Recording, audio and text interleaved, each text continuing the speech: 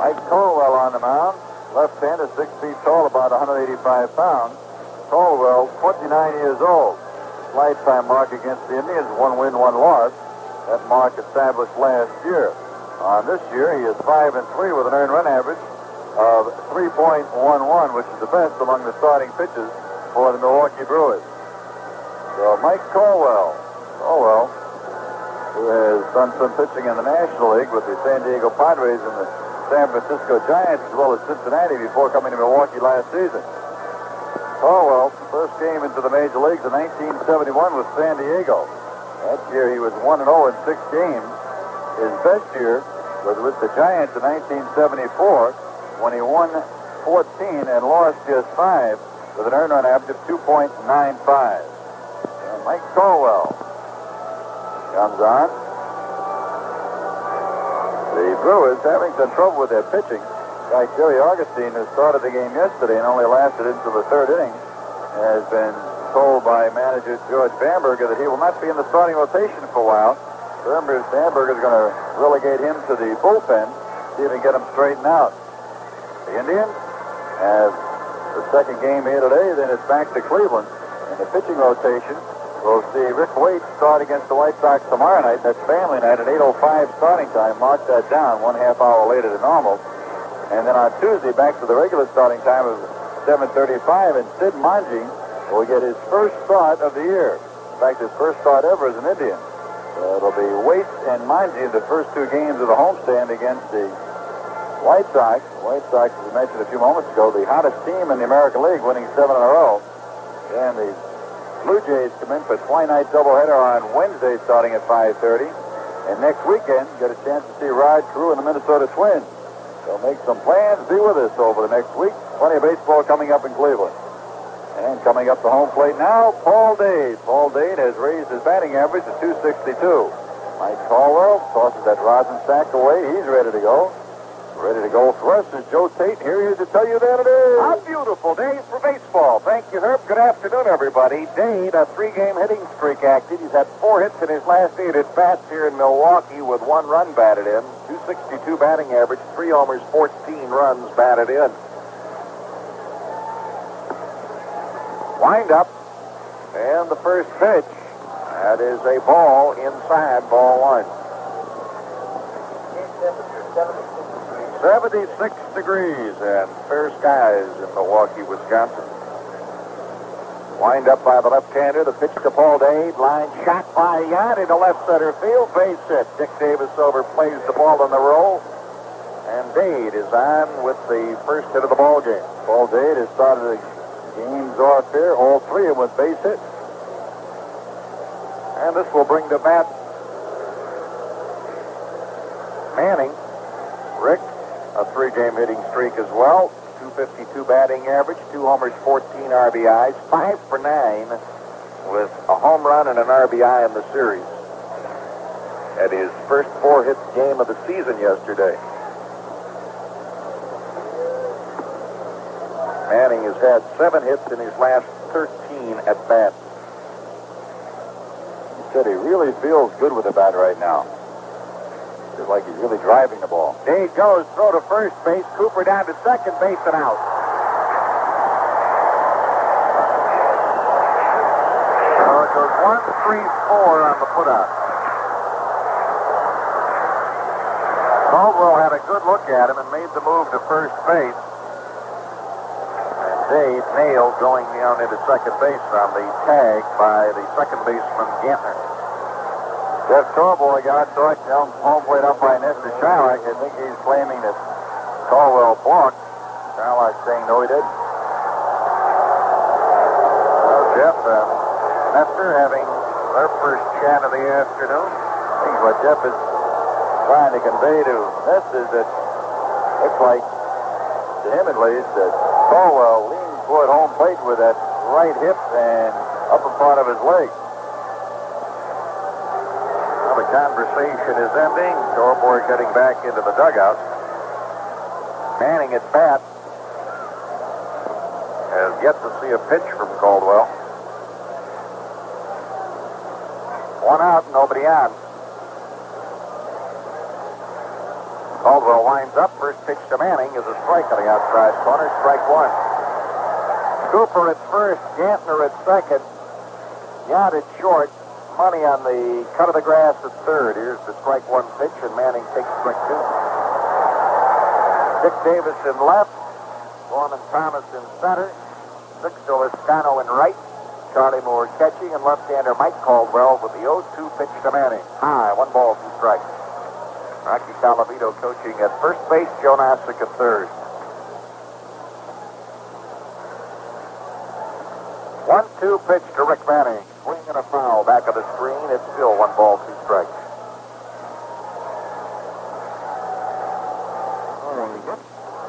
And then the runner caught Felix. Spade has now stolen 7 times and been nailed 4. As a team, the Indians 40 and 25 respectively. 1-2 pitch. And he swing and a miss, and a breaking ball struck him out. Well, Caldwell records his first strikeout. In 84 and 2/3 innings, he has now struck out 40 and 21. Buddy Bell, right-hand batter. Buddy has also hit safely in his last 3 ball games.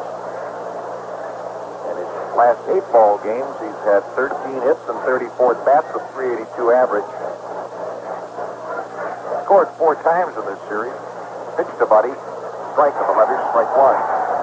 Buddy 3 for 9 with a home run and 2 RBIs here. 306, 2 homers, 20 RBIs for the year. 2 outs and nobody out, first inning. Wind up.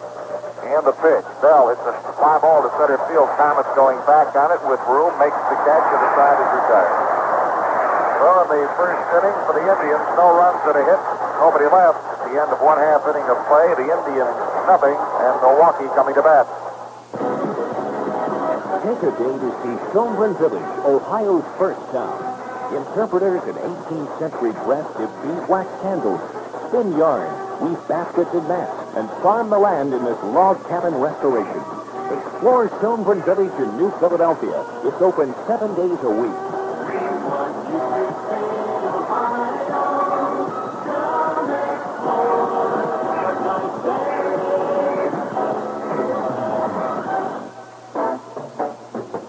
This is Old Jack at Ostrander Chevrolet in Mount Vernon, where you get your best buys on Chevrolets and the best buys on used cars. Back for the finest in service and a complete line of parts at Ostrander Chevrolet.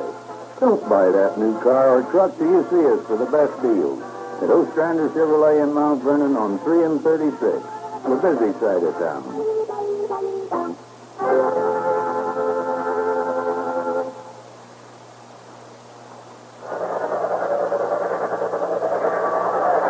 Checking the scoreboard on this Sunday afternoon, Pittsburgh will be in Cincinnati, Bly 11 against Moscow. San Diego at New York, Perry against Kuzman. The Dodgers lead Philadelphia 2-0 at the end of an inning and a half. Tommy John against Jim Cott. Other National League games, San Francisco at Montreal, Atlanta at Chicago, and St. Louis at Houston. In the American League, Texas over Toronto 3-0 at the end of one. Ellis against Lemancic. Minnesota just tied up the Tigers 1-1 in the second inning on Butch Waniger's 4th home run of the year. That's Don against Baker. We'll see Chicago at Kansas City, Boston at California, New York at Oakland, and Baltimore at Seattle. In late games last night, Boston beat the Angels 5-4 on a Freddie Lynn home run in the 9th, and Baltimore at Seattle 2-1. The NBA playoffs at the end of the first period, Seattle 21 and the Washington Bullets 19. Defensively for the Cleveland Indians, Andre Thornton at first, Wayne Kuiper at second, Tom Verizor at short, Buddy Bell at third, John Grubb in left, Rick Manning in center, Paul Dade in right, Ron Pruitt catching, right-hander Rick Wise on the mound. Wise, his 12th appearance, club's leading starter with 12 start today, going after 4 days of rest. His last outing, a 4-hitter to beat the Yankees 5-1 in Cleveland. He walked none, recorded a season high of 8 strikeouts in the contest. His 3rd contest consecutively where he went the route, his 6th route-going performance of the year. In 77 against the Brewers, he was 2-1 in 5 appearances, 4 starts. All 3 of Rick's 1977 decisions against the Brewers came as a starter. Owns a 5-3 lifetime record over Milwaukee. Bob Rogers coaching at third, Frank Howard at first base. Stepping in, the left-hand batting second baseman, Jim Gantner, hitting 189, 1 homer, 4 runs batted in. He's made one previous appearance in this series as a pinch runner, so this will be his first at bat against the Indians. Wise looks in, gets the sign. Here's the windup. And the first pitch to Gantner. High drive to left field. Grubb going back, still going back on the warning pass. Got the ball. 1 out. Pretty good indication of things to come, I think, Joe. That ball was hit well, but really not that good. It really carried. Don Money, right-hand batting third baseman, hitting .258, 2 homers, 15 RBIs, 4 for 9 with a home run in the series. Indians have won the first 2 games of this series, 7-6 and 6-4. Indians are now 23 and 24 in the year. They've won their last 3, hitting .253 as a team with 32 homers, hitting .343 against Milwaukee with 4 home runs. Money pops a bunt, foul, third base side. This one bounces on the warning path and into the seats. Strike 1. Indians are 12 and 8 at home, 11 and 16 on the road. Brewers is 23 and 25, a half game behind the Indians. They've lost their last 4, hitting .261 as a team with 56 homers, hitting .301 against Cleveland with 3 home runs.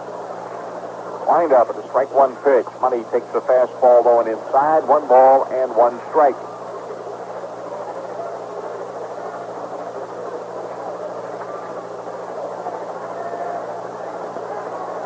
One ball and 1 strike. A wind up and the pitch. Money wraps the ball to the mound. Picked off by Wise on 1 hop. Throws to first. Money's out, and there are 2 away in the first inning. Batter is Cecil Cooper, the first baseman, hitting .315, 7 homers and 28 runs batted in. 1 for 3 in the series with 2 RBIs on a pair of sacrifice flies yesterday. Cooper hitting .317 in his last 17 games and hitting .320 over his last 36. Left-hand batter. Wind up by Wise. First pitch to Cooper. Swing and a miss. Strike 1. Larry Heisel on deck.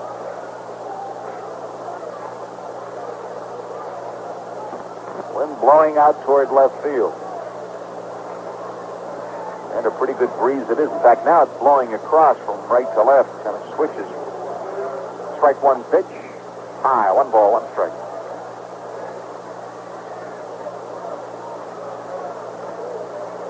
Two outs and nobody on in the home half of the first inning. The Indians and the Brewers in the Major League's only doubleheader today. 1-1 pitch.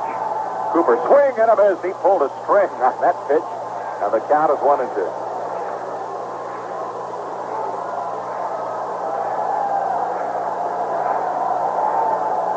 Wise ready again.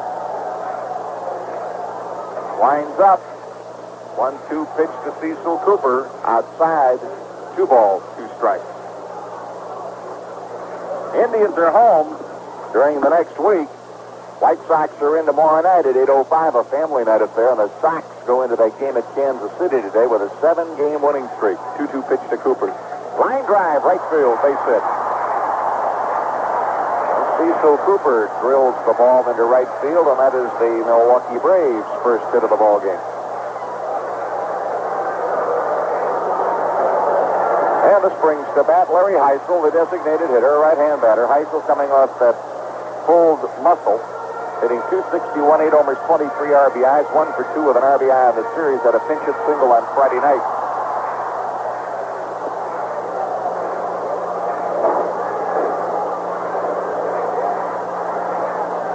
The stretch by Wise, and the first pitch to Heisel. Drive to left field. Back is Grubb, jumps and catches that line drive in the warning path. A good play by Grubb. That was a smash. He got it all, drilled it on a line right back to left field in front of the wall. Johnny Grubb went back, jumped up, and caught the ball. No runs at a hit with a man left. At the end of 1. It is Cleveland nothing, Milwaukee nothing. The day is done. It's time to let it go. It's the moment to unwind. So just say bud. And for the king of years, and settle back and No matter what you do, no matter when or where, you know a glass of bud is like an easy chair when you say Let me tell you something I learned a long time ago. When you work hard, you ought to relax. Easy. That's what Budweiser's all about. When you say Budweiser, you said it all. Anheuser-Busch, St. Louis. Well, our engineer Dale Artie tells me I referred to them as the Milwaukee Braves in the first inning. That, of course, is not correct. That comes from having breakfast with Harvey Haddock and then riding out on the bus with Jeff Dorborg. And in both conversations, the subject was the old Milwaukee Braves. Well, the Texas Rangers have knocked out Lemanchik in the third inning of play. Baylor Moore is on in relief. And at the end of 2 innings of play in that game, it is Texas 6 and Toronto 2. They've also posted the pitchers now in Kansas City. Wilbur Wood, 5 and 4 for the Chicago White Sox. And his mound opponent will be Paul Splittorff. Splittorff is 6 and 4 on the year. They've also made a correction from Detroit. That home run in the second inning for Minnesota belonged to Adams, not Weiniger. That game is now in the home half of the third inning. Minnesota and Detroit tied up at 1-1. The game in Philadelphia this afternoon, Joe. I have a feeling that one will be about an hour and 45 minutes with John and Koch going. Well, John is no longer going. The Phillies have knocked him out in the second inning, right? Andre Thornton leading off for the second inning for the Indians, hitting .256 with 8 homers, 28 RBIs, 3 for 8 in the series, a couple of home runs, 6 runs batted in. Caldwell feeds him low and inside, and the count is ball 2. Thornton has hit safely in his last 3 ball games. Caldwell goes to the back of the mound. He says both game-winning hits in this series. He's driven in 8 runs in his last 3 games. Wind up and pitch. Thornton takes outside. Ball 3, 3-0. Willie Horton on deck, and we'll see Ron Pruitt.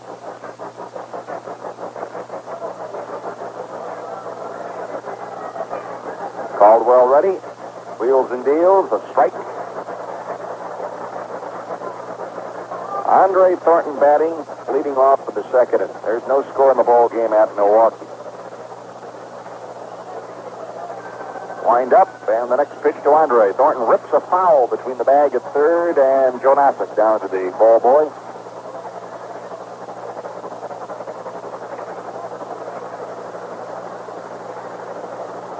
Top half of the second inning. Caldwell pulls down on the bill of his cap, looks into Charlie Moore for the sign. Here's the windup and the pitch. Andre wraps the ball to the shortstop. Yacht digs it out, throws across. He is out, and there's one away in the second inning. Slow tapper back to the shortstop. One away. Willie Horton, the batter, the designated hitter, hitting .264, 5 homers, 18 runs batted in. 2 for 4 with an RBI thus far in the series. Ron Pruitt on deck. Now Horton would like the baseball examined, and Caldwell flips it in to Charlie Moore, and Moore will hand it to Nestor Charlotte. Tomorrow night is family night at the stadium, an 8:05 start due to network television. Family night means the head of the family pays the full price for the box reserved or general admission seats, and the rest of the group just half price. The autograph booth will be open between 6:15 and 6:45 on the lower concourse opposite section 11 with Andre Thornton and Ron Hasse in the autograph booth prior to the ball game tomorrow night. And the Sox will also be in 7:35 on Tuesday. Pitch outside to Horton, ball 1. And Toronto comes in Wednesday night for a twilight doubleheader. Thursday an open day, followed by the Minnesota Twins next weekend. Friday night, Saturday night, and Sunday afternoon. The pitch is a strike to Willie, a fastball to even the count at 1-1.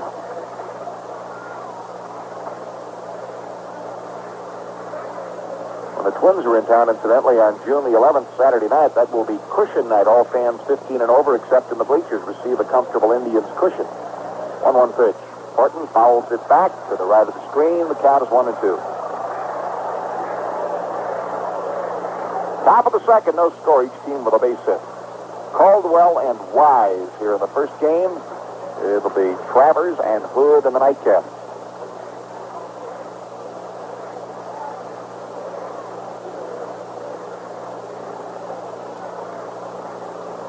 Caldwell looks in for the sign. Here's the windup and the 1-2 pitch. Horton wraps it up the middle. Second baseman Gantner to his right gets it, turns and throws. Got him.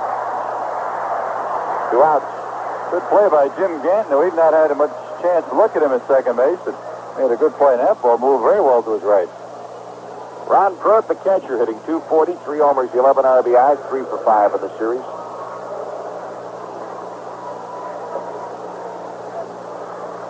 Pruitt with that dark blue 13 trimmed in red on the back of his gray Indians uniform.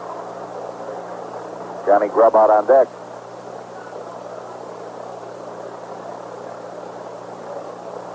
Caldwell smoothing the dirt around in front of the pitching rubber. Now turns his attention to Charlie Moore. Winds up, and the first pitch to Pruitt. High, ball 1. Lester Shylock calling the balls and strikes in his first game. Luciano at first, Garcia at second, Voltaggio at third. 1-0 pitch to Pruitt, strike. 1 ball and 1 strike.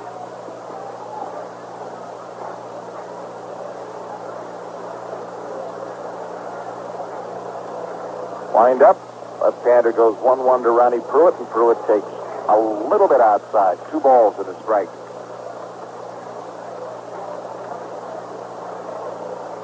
Top of the second, 2 outs. Wind up in the 2-1 pitch. Pruitt takes outside again. Ball 3, 3-1.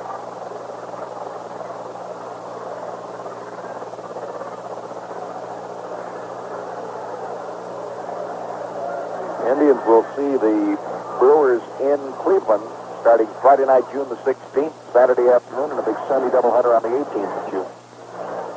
Here's the 3-1 pitch. Ronnie wraps the ball down the third base line. Money gets it. Long throw. Got him. Sides retired. 3 up, 3 down in the second inning against Mike Caldwell. And at the end of an inning and a half, it is Cleveland nothing, Milwaukee nothing. You know, listening to Major League Baseball on 3WJ is a great way to follow the national pastime. But to really appreciate the game and the players' talents, at least once in a while, you should see a game in person. And those of us at 3WJ would like you to see the exciting Cleveland Indians on us during our Tribe Ticket Giveaway.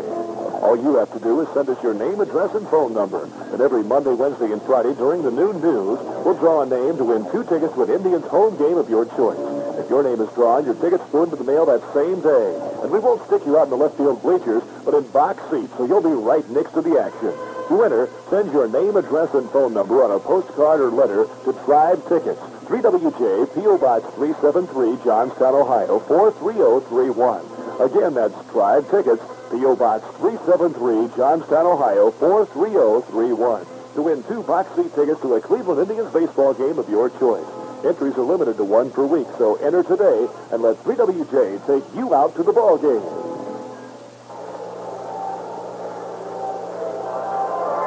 Minnesota and Detroit are 1-1 at the end of 3 innings of play at Tiger Stadium this afternoon. The Phillies came up with 5 runs in the second inning to knock out Tommy John, and they now lead the Dodgers 5-2 at the end of 2 innings of play. Pitchers have been posted at Montreal. Bob Nepper for the Giants and Steve Rogers for the Expos. And in Chicago, it'll be Mailer going for Atlanta and Rick Russell for the Chicago Cubs. Everybody else playing single games today. Second inning, Sixto Lezcano will lead it off for the Milwaukee Brewers.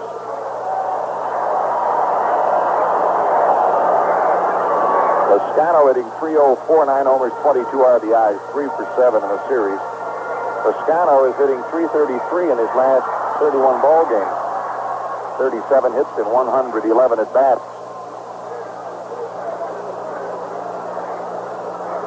Look in for the sign. Here's the windup. Wise first pitch to the right-hand batter, and Lezcano takes high, ball 1.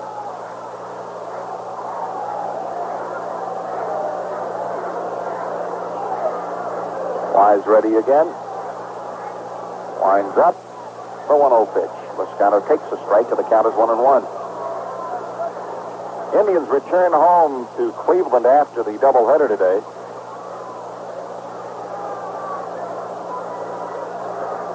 Look for the sign by Wise. Here's the 1-1 pitch to Lascano. Swing and a miss. 1-2. Indians charter flight scheduled leave at 9:30 tonight. Mike Saget, the Indian traveling secretary. This one doubleheader he's hoping does not end too fast. That's right. Plane cannot leave Milwaukee before 9:30 tonight due to conflicting schedule. Right. Here's the 1-2 pitch. Lascano takes outside. 2 balls, 2 strikes.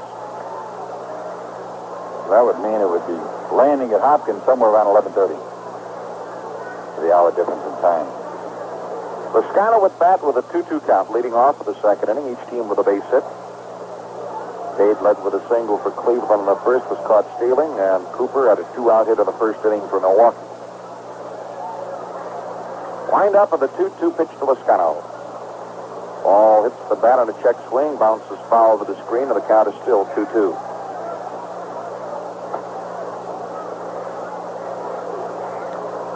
Sixto Lascano with Dick Davis on deck.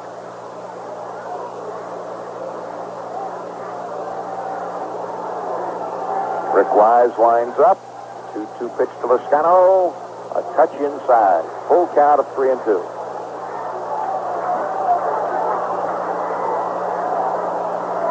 Full count of 3-2.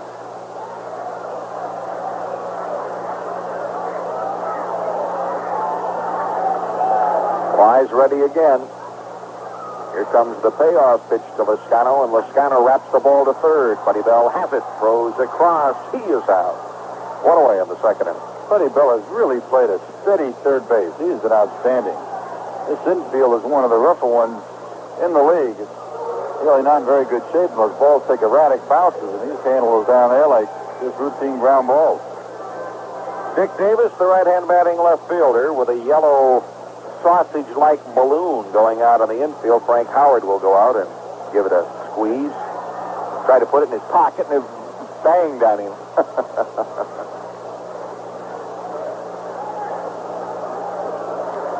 Davis at bat. 2 for 9 of the series, 243, 1 homer, 2 runs batted in on the year. Wind up by Wise. The first pitch to Davis. Wraps the ball in a big hop to third. Bell has it. Throws across. 2 out. Brings Robin Yount to bat, the shortstop. Yount at 275 with 8 RBIs, 1 for 7 in the series with 1 run batted in. Yount number 7 in the Milwaukee order.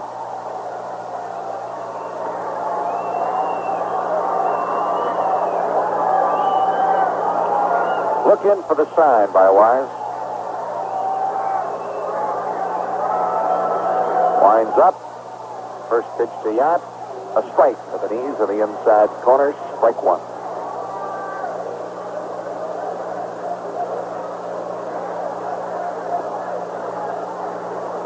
Again, Wise is ready.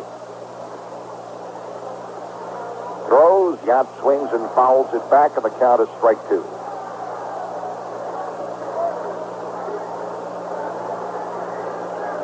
Oh, just a delightful day in Milwaukee, Wisconsin. Wise getting into the baseball, rubs it up, comes topside. Yount stepping back for the moment. Has that dark blue 19 trimmed in gold on the back of his new Milwaukee pinstripe white home uniform. Here's the 0-2 pitch to Yount. Bouncing ball to short. Reiser with it. Throws. Got him. Sides retired. 1, 2, 3. And at the end of 2 innings of play, Cleveland nothing, Milwaukee nothing. It's definitely different. It's differently exciting. It's the kind of club you wish you'd known about sooner. Marco Polo, the super disco for people over 21, with a finest selection of current music and a sound system unconditionally guaranteed to shake your senses and your soul. Every Wednesday night is ladies' night, and happy hour lasts all day. Marco Polo, 1605 West 5th Avenue in Columbus, across from North Star. They're everywhere. I've got one in my office, I've got 2 in the garage at home, and yesterday I even found one in the men's restroom. This is Dave Smith, and I'm talking about the selection of new Fords at Dave Smith Ford, 10 minutes east of Columbus on Broad Street. We have a fine selection, and I'll save you money on a new Ford or buy you 2 steak dinners for your trouble. Come out where we offer on-the-spot financing and fun to buy a car. That's Dave Smith Ford on Broad Street, halfway between Columbus and Newark.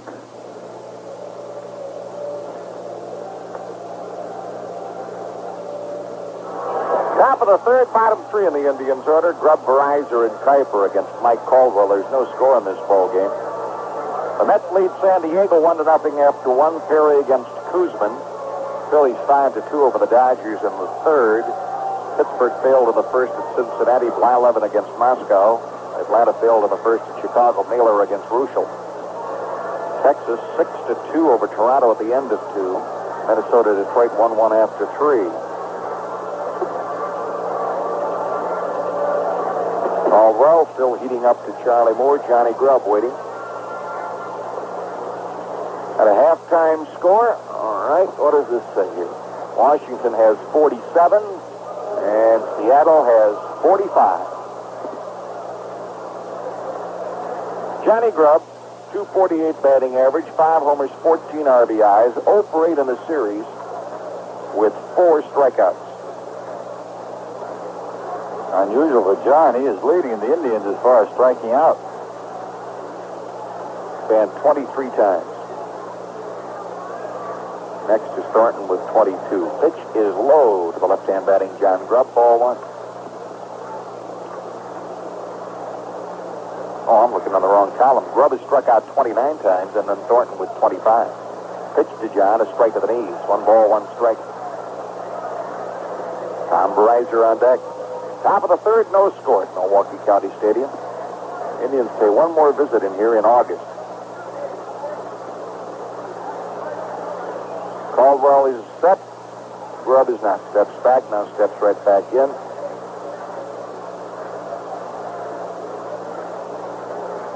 Now time called. He went to his mouth and the ball has been called. All right. Caldwell went to his mouth while on the mound, and an automatic ball has been called. Either that or they call it for the 22nd rule, which is unusual. Now a 2-1 count. Rich Garcia is holding that stopwatch at second base. That's what they did. They hit him with a 22nd rule. The rule states you must deliver within 20 seconds of getting the ball back on the mound. Outside, ball 3, 3-1.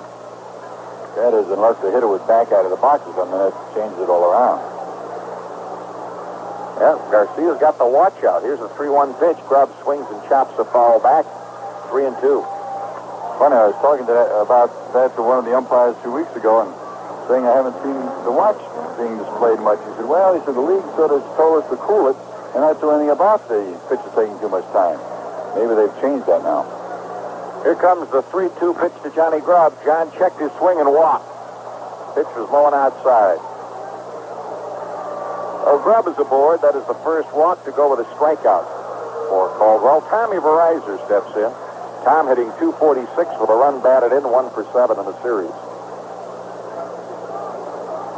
Dwayne Kuiper on deck.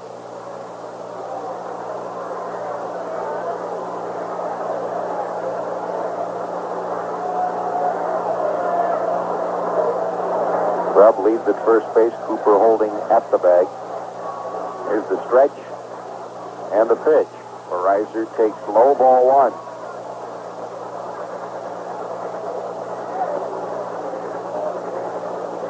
Mike Caldwell, 6 feet even, 185 pounds, 29 years of age. Pitch, high fly ball to right. Going back to Lascano, still going back at the fence. Breach can't get the ball. Bounces off the wall.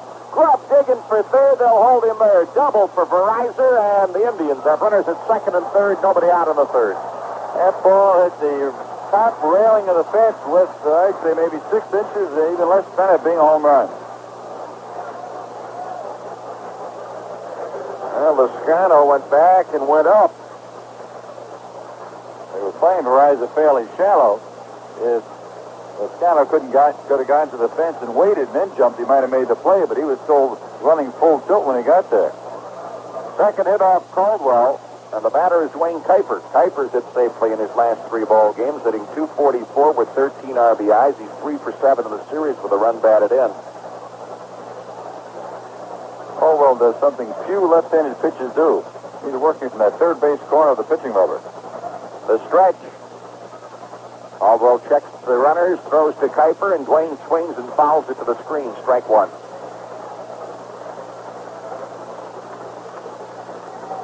Now Caldwell steps down to the front part of the mound, picks up a pebble, and flips it off the field. Indians with a chance to break the scoreless tie on the top of the third. Grubb at third, Verizor at second. Nobody out. Takami Verizor, his 4th double of the year. The stretch, the pitch. Way outside. Good stop by Moore going to his left. 1 ball, 1 strike. Tommy's double hit the fence above the 362-foot sign.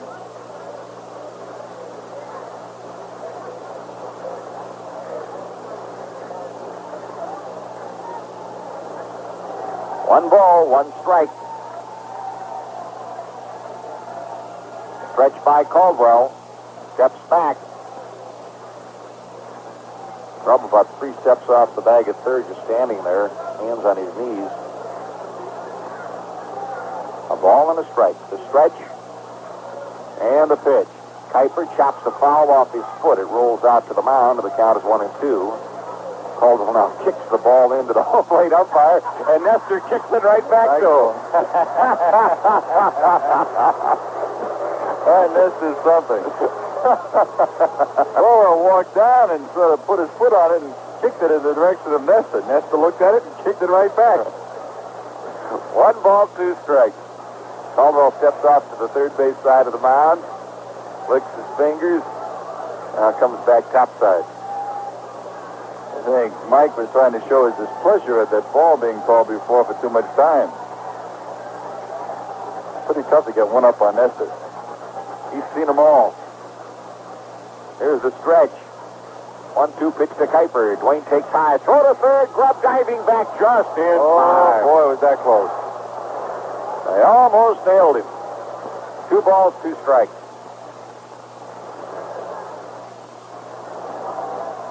Grubb at third. Verizor at second. Nobody out. 2-2 count on Dwayne Kuiper.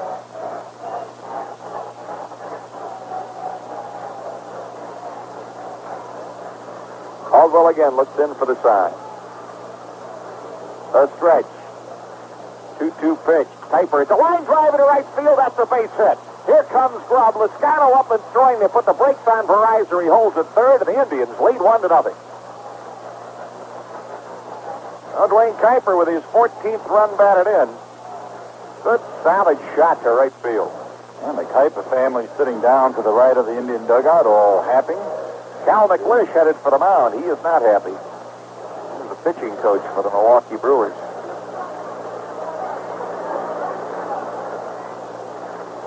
So Verizor at third, Kuiper at first, 1-0 Cleveland. Nobody throwing in the Brewer bullpen. Their bullpen right now is a little bit shallow. They've had a tough schedule. They've got a couple of fellows who are tired and also 1 or 2 at bad arms.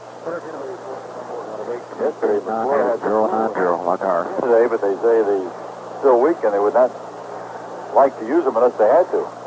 Herb got a correction on that score. 16-1-0 Washington 47, Seattle 35, down by 12. 110 degrees to base. Pittsburgh and Cincinnati scoreless at the end of 1. As we wait for everybody to get squared away, Dodgers have picked up another run. That makes it 3-5. Philly over the L.A. in the third. Minnesota gets 2 more, and they lead the Tigers 3-1 at the end of 4 innings of play.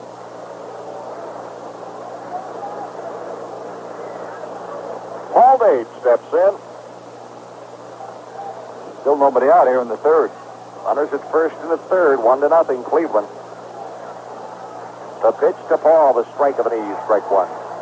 Dade had a single in the first inning, then was caught stealing. Play going from the pitcher to the first baseman to the second baseman. Stretch by Caldwell. And the pitch to Dade, he takes low, 1 ball, 1 strike. walk to Grubb, a double by Verizon, and a single by Kuiper, and the Indians have tallied a run. The stretch and the pitch. Dade takes high. Ball 2, 2-1.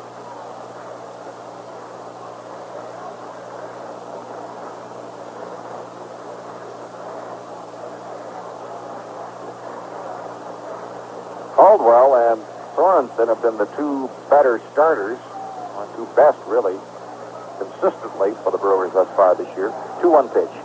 Swing and a foul back, rolls to the base of the screen, 2-2. Tomorrow night in Cleveland, it'll be Steve Stone, a local product, against Rick Waite. And then Tuesday night, Francisco Barrios against Sid Manji.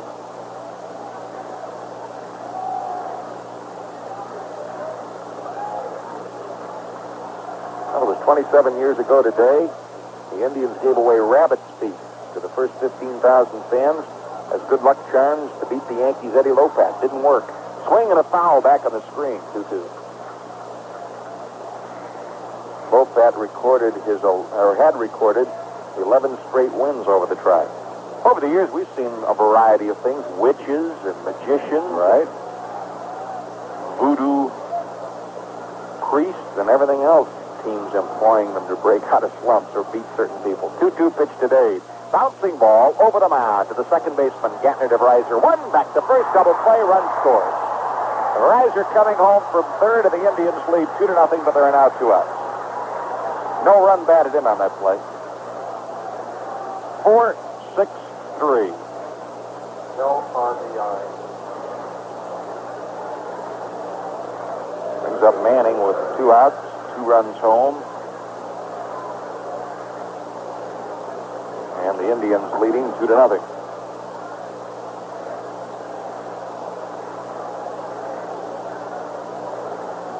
Lined up by Caldwell. The pitch to Manning. Swing and a miss, strike 1. Manning struck out swinging the first time he batted against Caldwell today.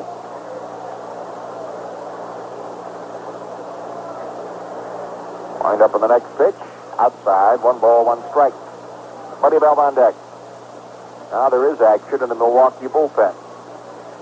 Wait till they tell us who it is. Wind up by Caldwell, 1-1 pitch. Curveball, he let it go, and the count is 2-1.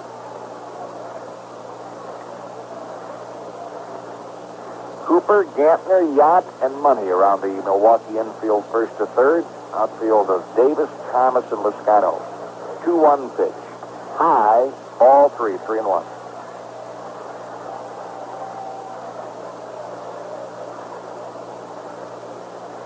We're in the top of the third, and the Indians have tallied twice.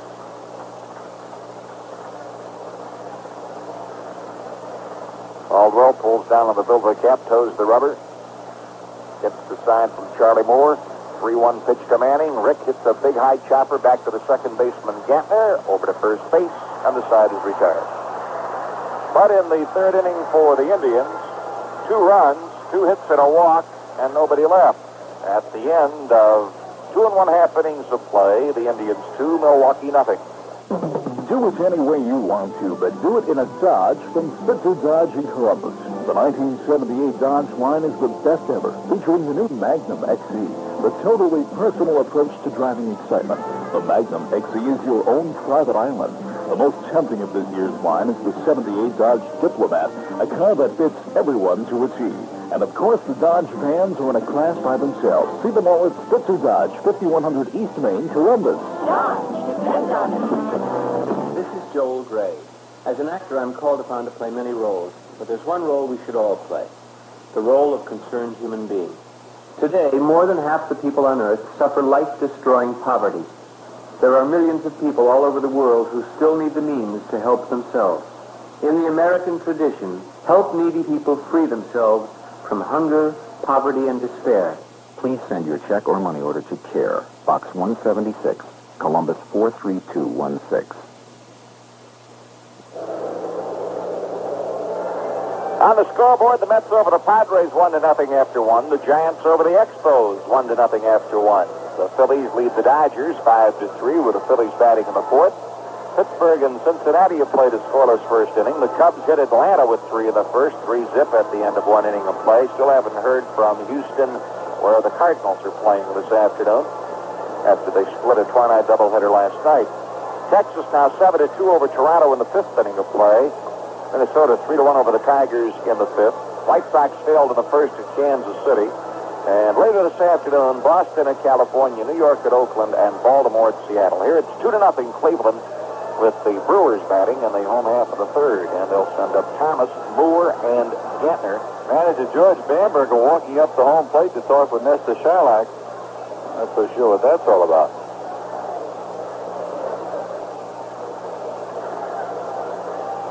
Pointing out toward second base umpire Rich Garcia. Could be further discussion about the use of the clock, if indeed that's what all that was about before. The rule states that pitcher without runners on base must deliver the ball within 20 seconds of putting it into play. It's a rule that they don't enforce very often, but I guess every time they do it, stirs them up. In each sport, there are those little rules.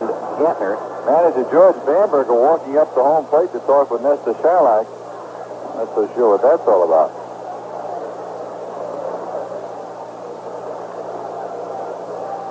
Pointing out toward second base umpire Rich Garcia.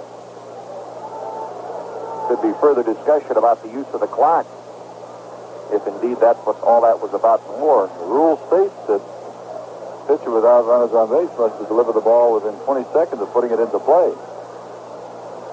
It's a rule that they don't enforce very often, but I guess every time they do it, stirs them up. In each sport, there are those little rules that are sometimes enforced and sometimes not, and it seems like every time they do it, it kills you. Gorman Thomas, right-hand batter, hitting .234, 9 homers, 27 RBIs, 4 for 7 with a run, 1 home run and 2 RBIs in the series. Wind up with a pitch to Thomas. He's going to bunt, take 5-0-1.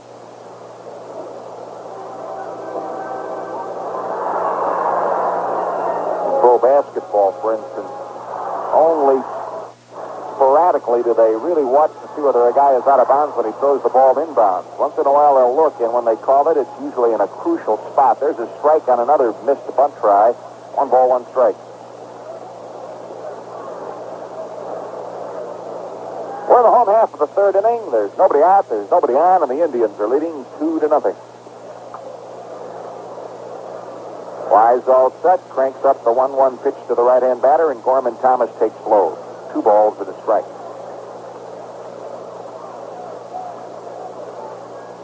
Thomas steps back, takes the foot slants down to the third base coach, Bob Rogers. Now the 2-1 pitch to Thomas. Low, ball 3, 3-1.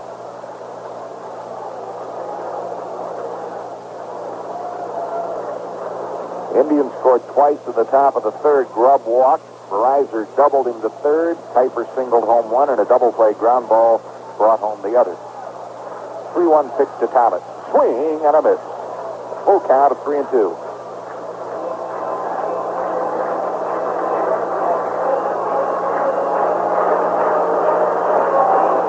Wise ready again. Here comes the 3-2 pitch to Gorman Thomas. Bouncing ball foul over the third base coach's head down off the tarpaulin, and the count is still 3-2.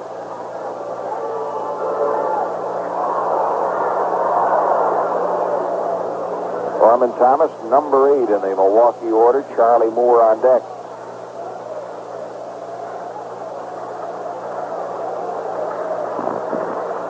Wayne Kuiper, the second baseman, playing back at the edge of the outfield grass. Wise ready with the 3-2 pitch to Gorman Thomas. And Thomas swings and misses, struck him out. Went for a high fastball right around the letters. That is the first strikeout for Rick Wise, who in, 81 and 2/3 innings has now struck out 38 and walked 21.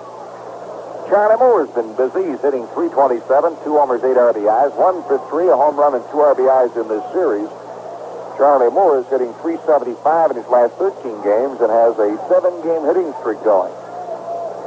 Wind up by Wise and the pitch. That is a fastball, strike 1.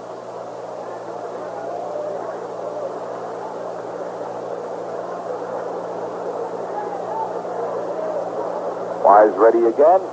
Winds up. Strike one pitch. Bouncing ball into the hole. It's short. Grabbed by Verizon. Throws across. He is out. 2 down. Top of the order, Jimmy Gantner hit a fly ball deep to left field in the first inning.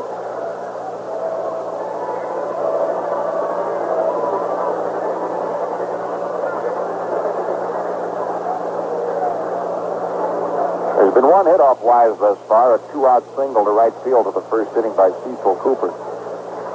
Wind up, and Wise delivers to Gantner. Strike at the knees, strike one.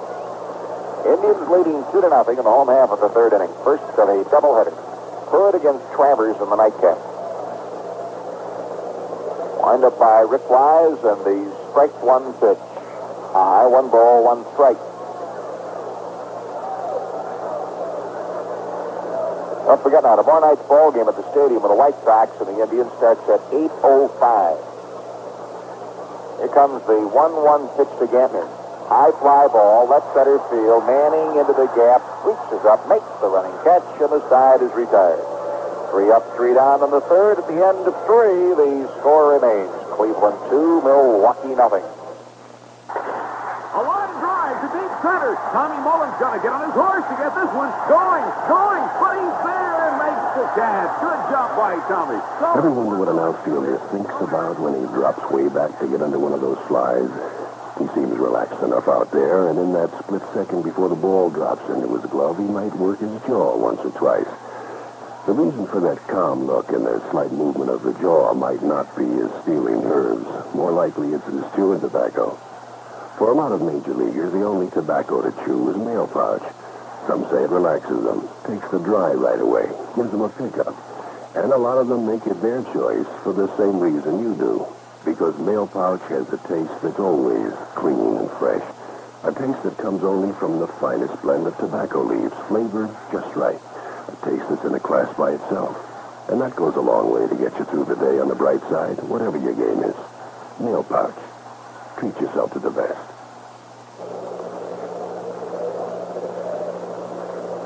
Pittsburgh takes a 2-0 lead on Cincinnati in the second inning down in Cincinnati. Matthews has homered in the second inning for Atlanta, and that will put them on the board in Chicago. The Cubs got 3 runs in the first inning of play. Also, Minnesota 3, the Detroit Tigers 2 at the end of 4. Carew is homered in the 5th inning now for Minnesota, and Jack Morris has replaced Steve Baker. Pitchers have been posted in Houston. Martinez for the Cardinals. Richard for Houston. Posting to the microphone in inning number 4. Herb Score. Thank you, Joe. Hi again, everybody. The Indians lead 2-0. It'll be Bell, Thornton, Horton coming along here in the 4th inning against left-hander Mike Caldwell. Boy, it's a delightful afternoon for baseball in Milwaukee. Bouncing ball foul back of the screen. The Indians have won their last 3, and they're now 1 game under the 500 mark.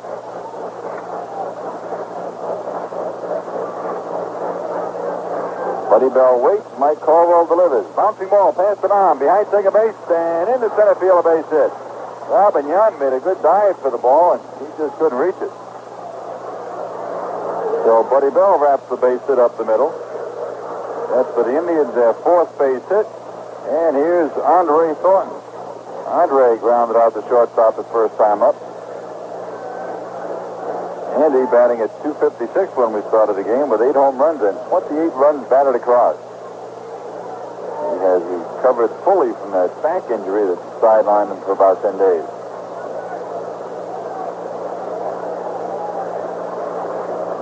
Time call, Rocky Colavito talking with Buddy Bell. And now Buddy walks back to the bag.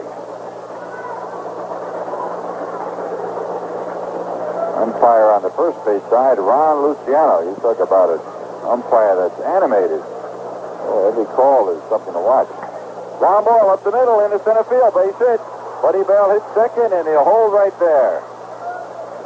That was one of those half-line drive, half-ground balls that was on the fly past the mound, kicked up dirt next to the bag at second, went on into center field. Indians with back-to-back singles right up the middle here to open the 4th inning. The batter will be the Indian Designated hitter, Willie Horton, hit the ball hard his first time up, grabbed by the second baseman Gantner on the second bounce. Caldwell picks that rousing sack up, throws it down on the mound, and he goes over to the third base side and goes on the grass. Caldwell, a left-hander, 6 feet tall, 185 pounds. He's 29 years old. He now turns around, looks at Robin Yount, says, "Where should I throw it? If it's hit back to me." Stein in the bullpen for Milwaukee. Stein is a right-hander.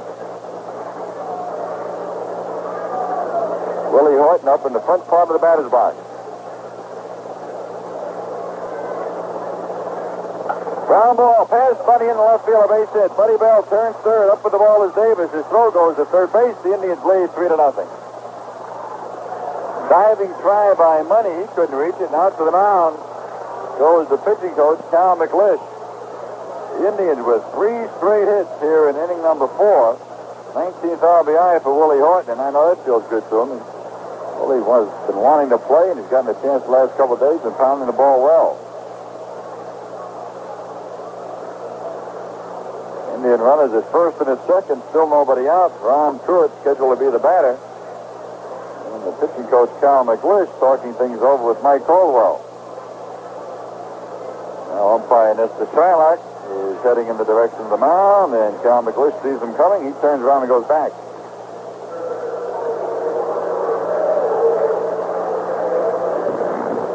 Ron Truitt. And as Truitt gets ready to come out of the on-deck position, Jeff Corboy pops out of the Indian dugout and has a few words with him. Runners at first and at second, nobody out. Indians leading 3-0 here in the first game. Again, Caldwell goes to that sack of rosin, gives it a working over, drops it down. He takes a long walk from the first base side of the mound all the way around to the third base side, then goes on top. Interesting to watch the various mannerisms of the pitches. Some of them don't do much moving around, others are never still.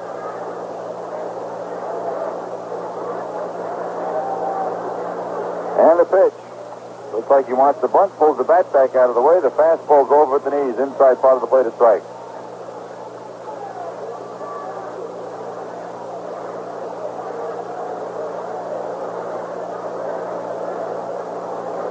Johnny Grubb waits on deck. Thornton at second, Horton at first. We are in the 4th inning. Indians leading at 3-0. There's nobody out. The Indians have collected 6 base hits. 3 of them here in the 4th inning. Indians have had 5 singles and a double. And Caldwell backs off again. He can't seem to get straight on the sign. Now he has one he likes. 1 strike pitch. Truitt pops it up, first base side foul.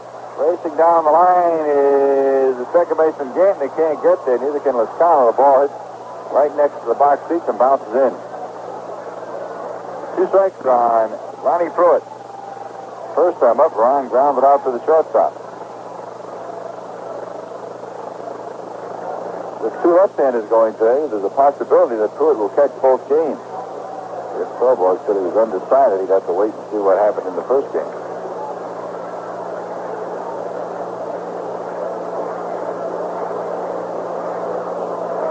Truitt deep in the batter's box, just a very slightly open stand.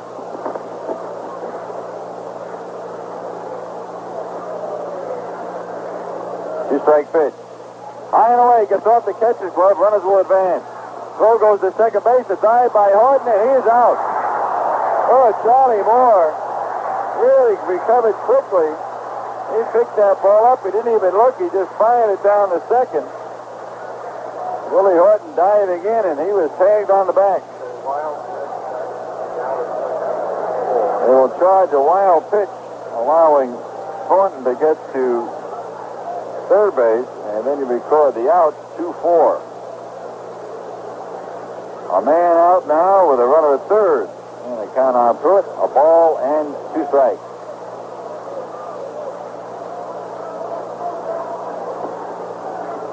Outside, ball 2, 2-2.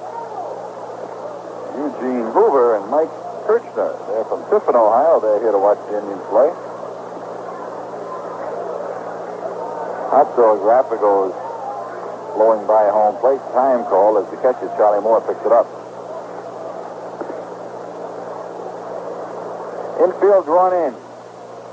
2-2 pitch. Outside, 3-2. All the infield is right in at the edge of the grass. 3 balls, 2 strikes. Indians lead 3-0. We are in the 4th inning with a man out and a runner at third base. Full count to Ron Pruitt.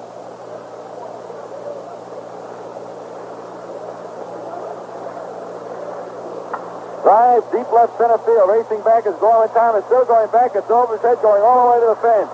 In is Thornton. Pruitt into second. Makes the turn. He's going to try it for 3. The relay throw is in time. Out at third base. The second baseman, Jim Gantner, took the relay from the center fielder, and they nailed Pruitt at third. So it'll be a double. That's the two-base hit. Out at third. 8-4-5 on the out. I'm not sure it was intentional. They had Yount and Gantner both out in the outfield acting as relay men. And I think Gorman Thomas was probably trying to hit Yount, but he threw it over his head. Gantner picked it up and whirled and fired to third base in time. So a run scores, an RBI for Pruitt, his 12th of the year. Indians lead 4-0. Johnny Greb stands in. He threw a base on balls his first time up.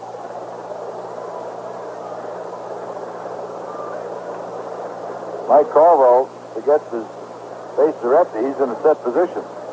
Swing and a miss, strike 1.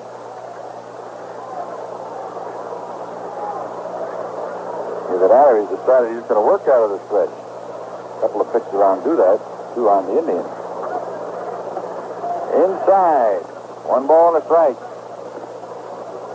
I guess that's it. Mike Corvo has decided he will work from the set position. 1-1 pitch. Inside, 2 balls and a strike. Indians have Dennis Kinney, who always works out that stretch, and Jim Kern, many occasions, he'll do it. Of course, Al Rabowski of the Kansas City Royals does it all the time. Inside, it's 3-1. May go back to the windup. 3 balls and a strike. Indians lead 4-0. They've had 7 hits. We're in the 4th inning.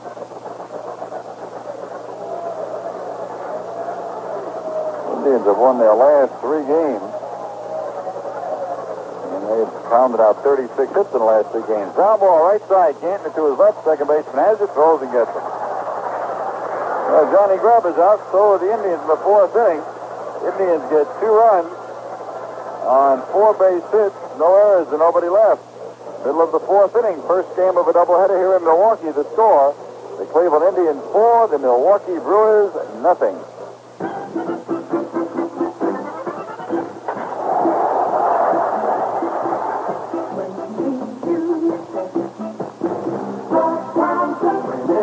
Time for the great game of baseball, and you say, whenever the ump tells the players to play ball, after a double play, a visit that saves the day, anytime the right time to say, when do you say, Budweiser, that's the beer for any time at all. After a long home run, after the game is won, the king of beers is waiting for your call. When you say Budweiser, when you say yeah, baseball, when you say Budweiser, you get it all. You get it all. Anheuser-Busch, St. Louis.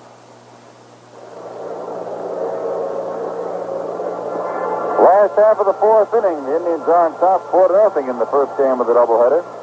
Money, Cooper and Heisel will come up against Rick Wise.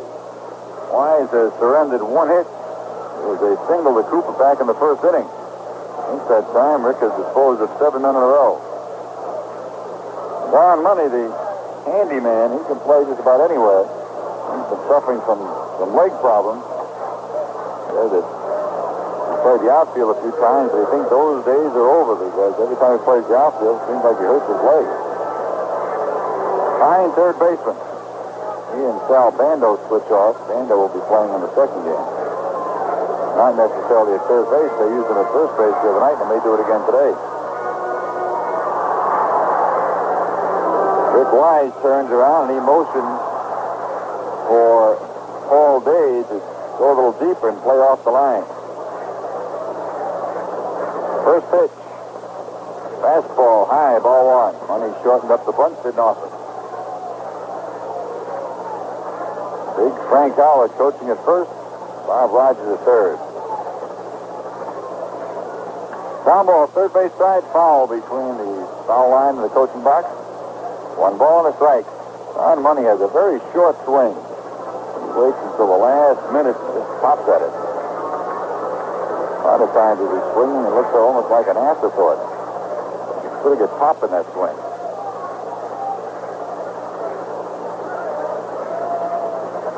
One ball a strike. Change up, and he gets it over the inside corner. Good pitch. 1 ball, strike 2. Rick Wise against the Yankees the other night. He used the change up very effectively. 1-2 delivery. Swing, a foul tip hung on to by Pruitt. Strike 3 on the slider. Second strikeout recorded by the Indian right-hander. 1 man gone. We'll see Cecil Cooper. He has a base hit. The only one off Wise. A line single to right. Cooper left-hand batter. On deck, Larry Heisel.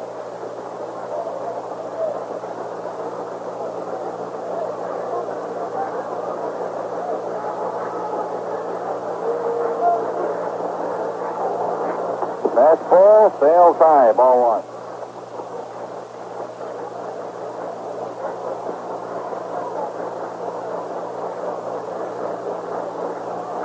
Wind up. Rick Wise delivers. Fastball high again. 2-0. 4-0. Indians lead. We are in inning number 4.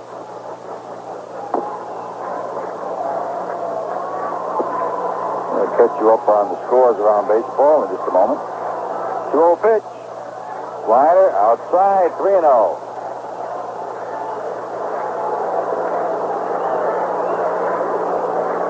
Rick Wise hands at the side. Now up in front of the glove has the sign. Strike right through the middle. Cecil Cooper doing a little umpiring. Started for first base. He has to come back.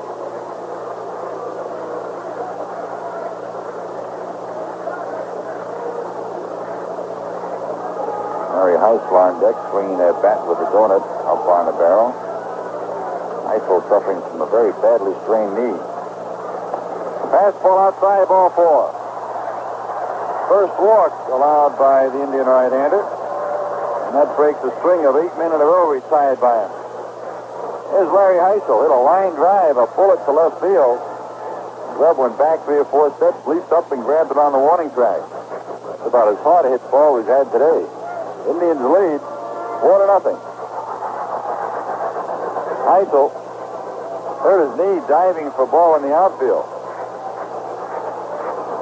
First time he's been a DH in this in 2 weeks. Right to left field. It's hooking. It is a home run just inside the foul line. A line drive into about the 3rd row of seats, maybe 4 or 5 feet bare. Well, with one swing of the bat, the Indians' lead is cut in half.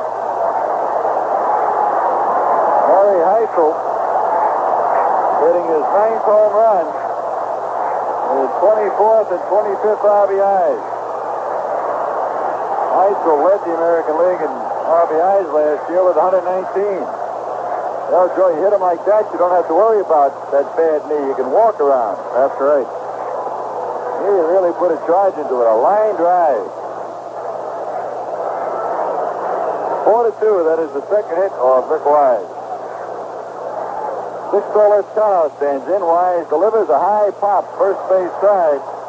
Coming down next to the mound, Andre Thornton. He waits, and he has it. 2 gone. Larry Heisel's 9th home run of the year. Brings in 2. Other games. National League, San Diego at New York, 1-1 at the end of 3. Gene Tennis had a home run in that one.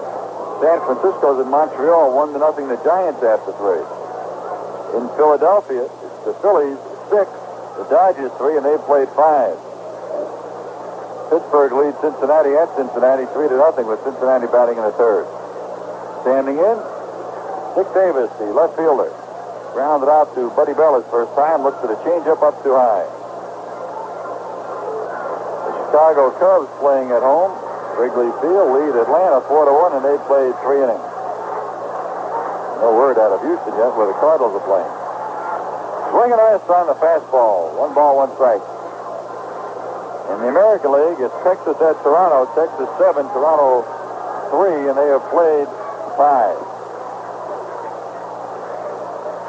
Looping fly ball over the head of Kuiper in the right field of base hit. Dick Davis was jammed on that pitch. A fastball went on his hand, but he pushed it off and looped it over Kuiper's head to right center field for base hit number 3 off Rick Wise. With 2 men out in the 4th inning, it's Robin Yount. The Indians lead it 4-2. Minnesota playing in Tiger Stadium. The Twins lead the Tigers 3-2, and they're in the last half of the 6th inning. Kansas City leading White Sox 1-0 at the end of 2 in Kansas City. Yount, the right-hand batter, pitch to him. Check swing, the slider breaks low, ball 1.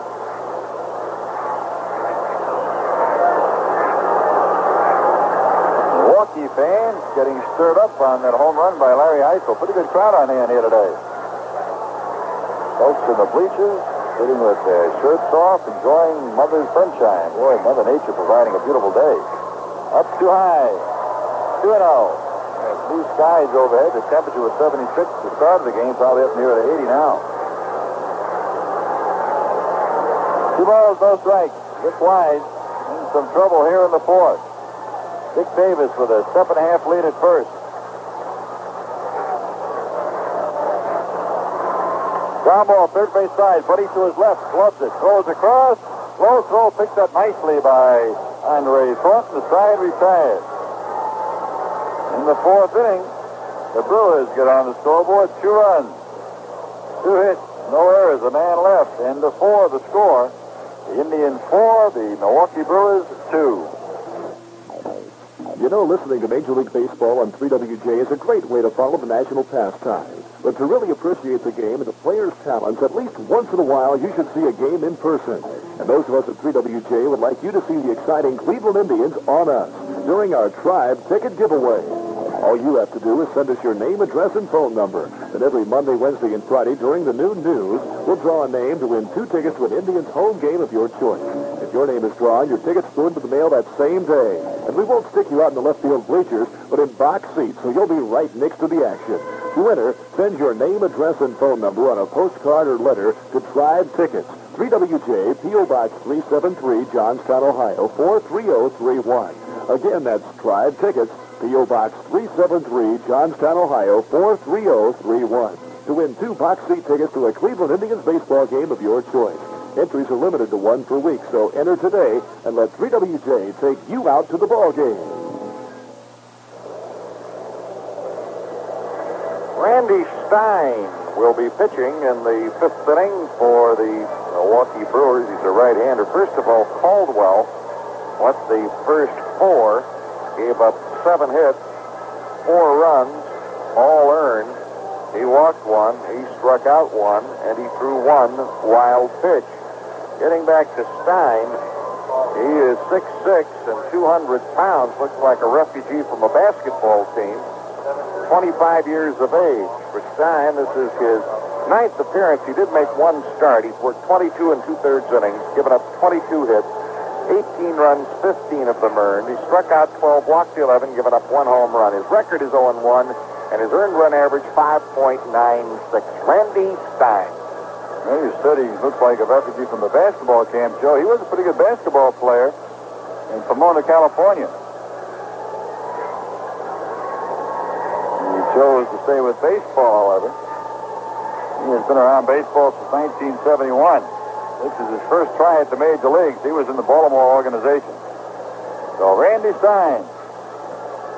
Well, you said he looks like a refugee from the basketball camp, Joe. He was a pretty good basketball player in Pomona, California. He chose to say, with baseball, however. He has been around baseball since 1971. This is his first try at the major leagues. He was in the Baltimore organization. So Randy Stein will come along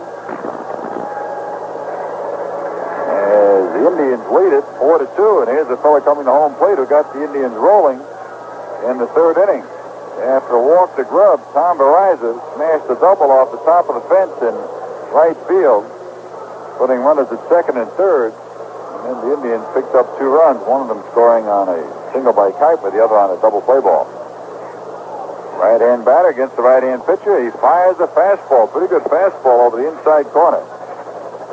Big, tall string bean, and he really is all arms and legs when he comes at you. Goes from the side.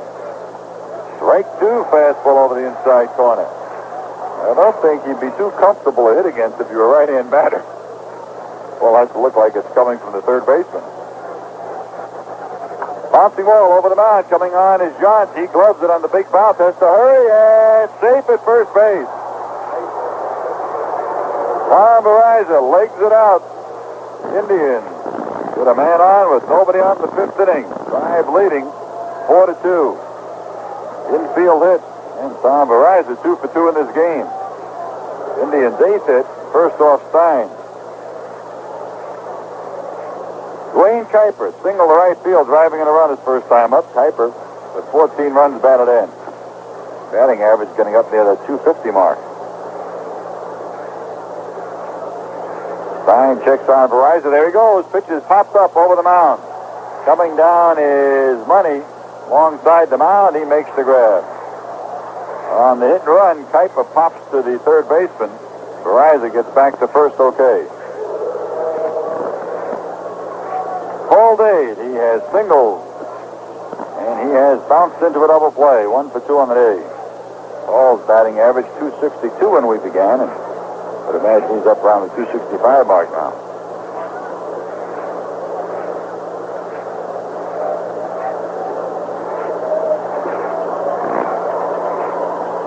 Dade stands well back from home plate. Feet close together. Swing and a miss on the slider, breaking low and away. Here in Milwaukee, they don't update the batting average. In fact, they don't post them at all on the scoreboard. Fans in Cleveland, fortunate now with the new scoreboard operating perfectly, they not only post the batting average, they keep them updated. There's a strike over the outside corner. Strike 2. Good fastball. Randy Stein does not waste any time, and he is throwing strikes. Man at first, 1 man down.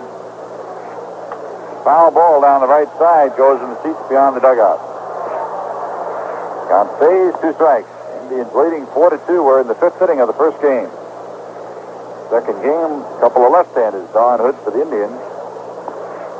And it'll be Bill Travis going for the Brewers.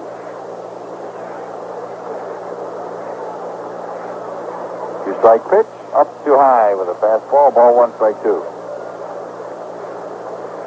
White Sox scored 2 in the third. They take a 2-1 lead over Kansas City. Kansas City batting in the third. White Sox have won 7 in a row. Swing and a miss. Strike 3. Fastball in on his hands. Let high. And Paul Dade goes swinging. That is Stein's first strikeout. That is the second for Milwaukee pitching in this game. And here's Rick Manning. He's 0 for 2. White Sox tomorrow night at the stadium. Family night. Game time 8:05. It'll be Steve Stone and Rick Waite hooking up. Fastball knee high to the outside corner, strike.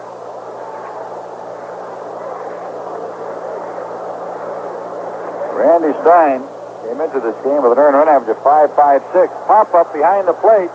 Maybe a play for Charlie Moore near the screen. He waits and he has it. Indians are gone in the 5th. No run. They get a hit. There were no errors and a man left. At the middle of the 5th inning, first game of this doubleheader, it's Cleveland 4 and Milwaukee 2. This is Dave Smith, basement third, on Broad Street. We're halfway between Columbus and Newark. We sell new Fords. We will save you money. In fact, we have a little statement we make. If we can't save you money on a new Ford, I'll buy you 2 steak dinners. and we don't buy very many steak dinners. So come on over and see us. We've got a fine selection right now, new and used cars, over 200 new cars, almost 100 used cars. So if you want a new Ford or a used car, come see us on Broad Street.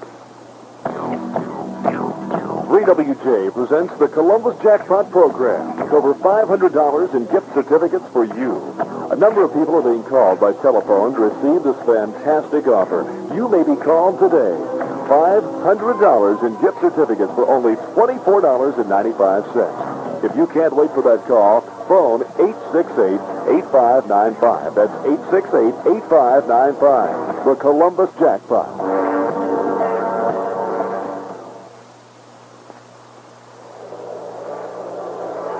It'll be Rick Wise coming out for the fifth inning to face Thomas, Moore, and Gantner. We have missed our station break, and you folks along the line wondering what happened. Our timepiece must not be working here, but we'll get the station break in right now. This is the Cleveland Indians Baseball Network. This is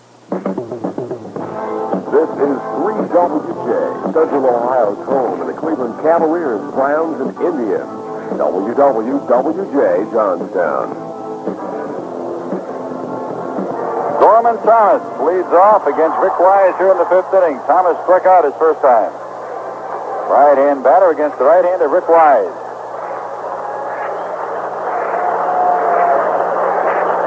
Rick Wise winds and he delivers. High pop, third base side, foul. Buddy Bell racing down the line. Verizon over and the ball drops. The ball boy had the chair in his hand trying to get out of the way, and he wasn't sure which way to go because Verizon and Bell were angling in on him and Grubb coming the other way. Ball bounced just out of reach of everybody.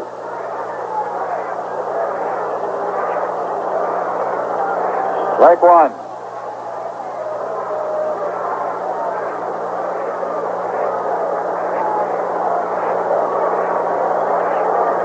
Rick Wise goes to the first base side of the mound, now back up on top. Outfield is playing Thomas straight away in the deep. One strike pitch. Change up, bounce toward third. Buddy Bell dives, can't get it. Verizon has it on the outfield ball. Throws, gets it at first base. What a play by Verizon. Oh, my. That was some piece of work. Buddy made a dive at the ball, and it was beyond him. Verizon backhanding it on the outfield grass. And you talk about a strong throwing arm. That was sensational. There's something else that was sensational. A call by Ron Luciano at first that he goes into an act, huh? You know, through all of what has happened with the Indians, the good things and the names popping out of the wallpaper and all, nobody says anything about Verizon. He's really done a super job. Outstanding. Charlie Moore will stand in. He looks to the ball down low. You know, sound play. He is 2 for 2 today, and his batting average is up to 269. That was some play. Ball one pitch. Slider over the outside corner of the knees. Strike. Charlie Moore, right-hand hitting catcher. One ball, a strike. Change up is inside. It's like Wise throwing a few more change ups today than we've seen him throw in the past. Telling me the other day that he had such good success with it against the Yankees, he wants to get it in more. Just makes hitters know that he has it. Give him something else to think about. Ground ball, third base side. Buddy Bell gets a big bounce, throws across, 2 men out. 2 out in the fifth. The Indians lead by a score of 4-2. Some of the fans on the first base side giving it to Ron Luciano.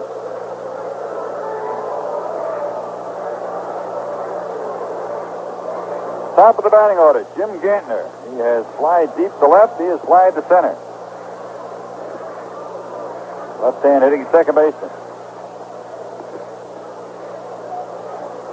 Wind up and the delivery. Check swing and hits the bat and it's foul on the screen. San Diego will be operating for the remainder of the game today without their manager, Roger Craig, who was thrown out of the game in New York for discussing the balls and strike calls of Jerry Crawford. All right, at that point, game still tied 1-1. 1-1 after 4. Fastball is low. 1 ball and a strike. First game of the doubleheader. The Indians lead it 4-2. Sensational play by Tom Verizon just now. Check swing on the slider. He doesn't go around, says umpire Nestor Shylock. Ball 2 and a strike. Well, I'm going to tell you, that play was something to watch because, first of all, just getting the ball and seeing it as Buddy Bell had a dive at it. Ground ball, first base side. Grabbed by Thornton. Wise comes across. He makes the play. 3-1 on the out. And in the inning, Rick Wise disposes of the Brewers 1-2-3, nothing across at the end of 5. The score, Cleveland 4, Milwaukee 2. Randy Stein came on last inning. He set the Indians down with a strikeout and an infield hit. Buddy Bell in this game has singled and scored a run. He's also fly to center field 1 for 2.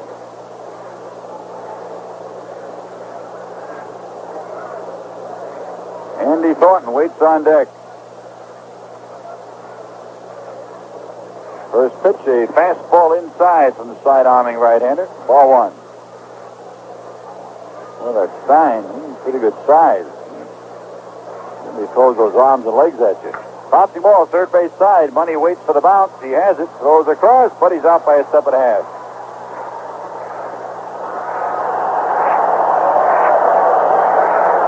Umpire Ron Luciano having a little fun with the fans on the first base side.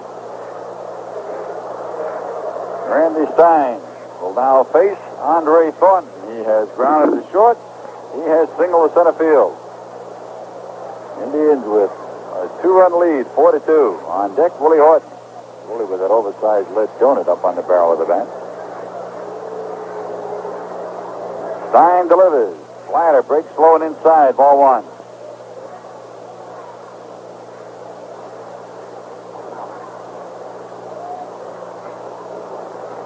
Wind up by the right-hander.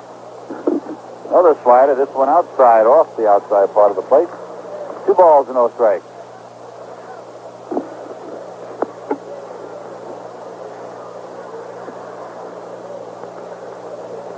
2-0 pitch. Ground ball, third base side. Grabbed by Money on a tricky hop. Throws across and gets him. Ball was well hit. Took a short hop and Money stayed right with it. 2 up, 2 down. Randy Stein now has retired 5 men in a row. Here's Willie. He has hit the ball hard twice. The ground ball a second thrown him out. And then a single into left field that drove in a run. Willie with 19 RBIs.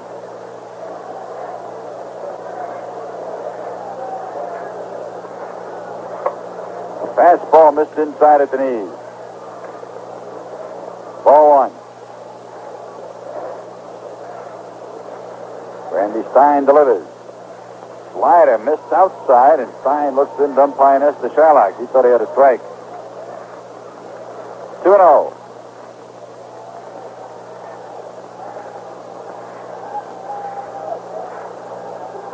Fastball, knee-high, strike over the inside corner. Randy Stein with a sinking fastball moves in on the right-hand batter.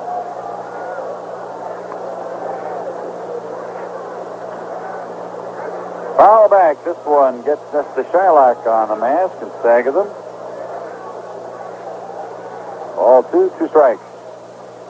Nestor Shylock probably gets hit with more foul balls than any umpire I've ever seen. One of the reasons is that he works up high, stands up above the catcher quite a bit, and he gets nailed all the time. 2-2. Swing and a miss, strike 3. Fastball up around the letters. So Randy Stein records his second strikeout, and he has retired 6 men in a row. 3 up, 3 down, nothing across for the Indians. We go to the last half of the 6th inning here in the first game. The score, Cleveland 4, Milwaukee 2. The day is done. It's time to let it go. It's the moment to unwind. So just raise Bud. And for the king of years, and settle back and be yourself. No matter what you do, no matter when or where, you know a glass of Bud is like an easy chair. When your big bird flies in. Yeah, that's right.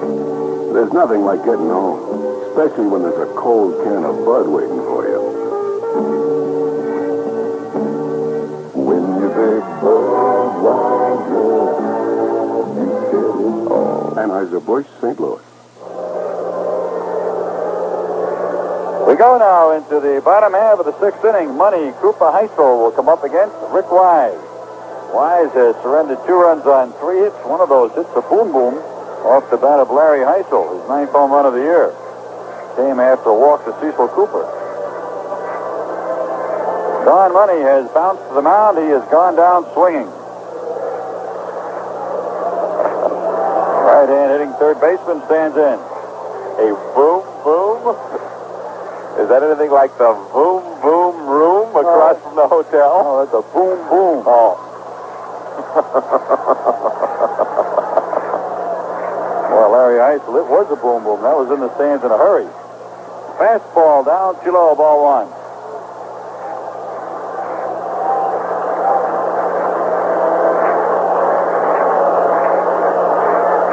Rick Wise winds it up.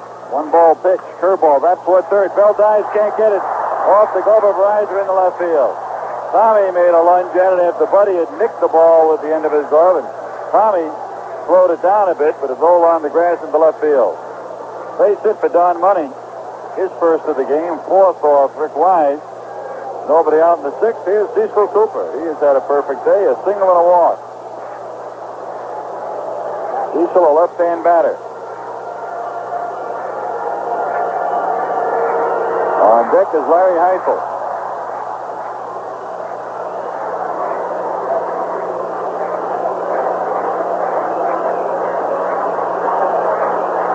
Check on the runner at first, the pitch. Cooper takes the fastball high and outside, ball 1. Rick Wise looking in, asking umpire Nestor Shylock why it was called the ball. Nestor indicating high.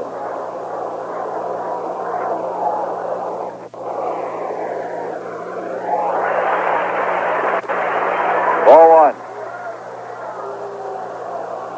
Foul back on the screen. Good touch by Cooper. It's like a slider that stayed up, and Cooper just missed it. 1 ball and a strike. One of the advantages of the slider that Wise throws is that even if he hangs it once in a while, he gets it up. It's a very quick slider, and it breaks sharply, and it doesn't just float up there. Changeup is bunted off to the left and goes in the seats. Just to the left of the screen, the gentleman leans out and makes a pretty good play. The young man sitting down below right next to that man, Tommy Stanton. He used to live in Rocky River. He's now living up here near Green Bay, and he didn't make the catch. Dennis Kinney warming up now for the Indians. Ball 1, strike 2.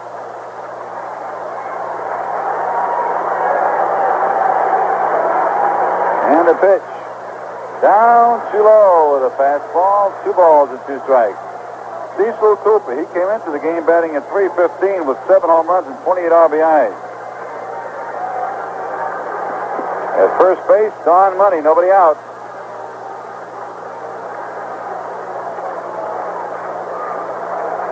Breeze just sort of floating gently now toward the left field line. Ground ball, shortstop side, could be 2. Up with the Verizon, goes to second, 1 out. They can't make a play at first. Tommy, going to his right, sliding to the stop, grabbed that ball and rolled up his arm momentarily. He flipped it to Kite, but no chance to get Cooper. Fielder's choice goes 6-4, and the batter, Larry Heisel. He had a line drive to left that Grubb made a good running catch, a leaping catch on the track of. And then he lined one into the seat just inside the left field line. 9 home runs, 25 RBIs. Right-hand batter. Pitch to him. High pop behind the plate. It'll be out of play. Pruitt gave it a look, but no chance. Lands well back on the screen.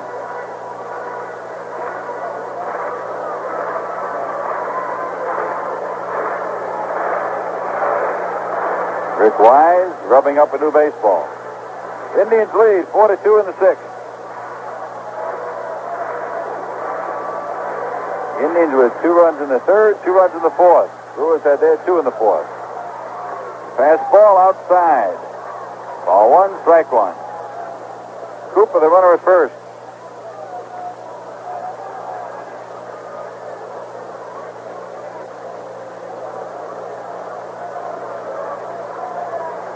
Wise checks him. Ball 1 and a strike. Fastball is up too high. 2 balls and a strike. Larry Heitzel last year with the Minnesota Twins led the league in RBIs with 119. Signed as a free agent by the Milwaukee Brewers. Slider missed, blowing away. 3-1. Rick Wise doing some strolling around on the mound.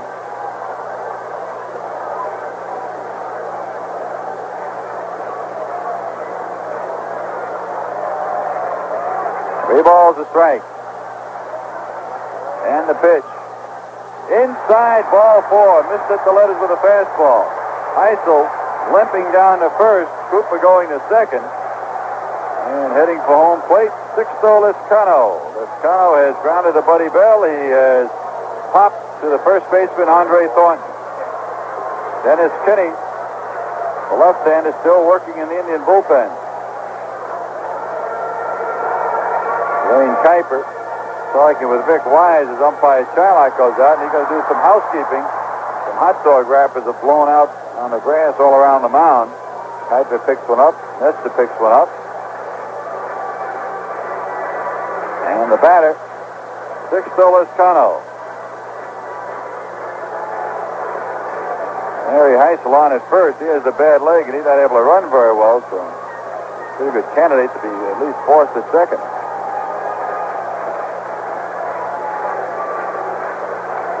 Vic Wise gets set for the sign. Indians lead 4-2, 6th inning. The pitch. Up too high with the slider, ball 1. Vic is having a little problem with that slider today. He doesn't have that fine control that he's had in a previous game.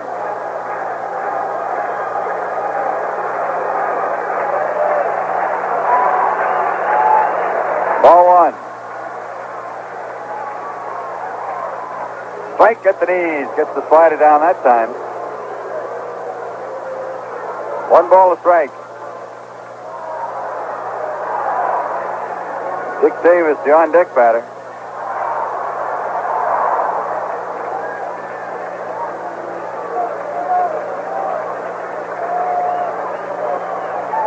Wise checks back to the runner at second base. Here's his pitch.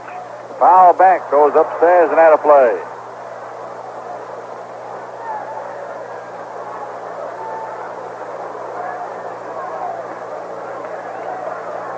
One ball, 2 strikes, 1 man out. 2 runners on for the Brewers, and the Indians leading by 2, 4-2.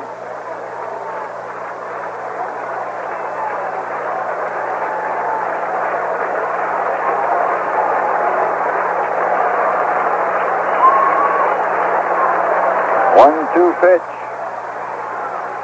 Ground ball off to the left, coming on Buddy Bell. Going to be a tough play. Bare-handed, can't make the play.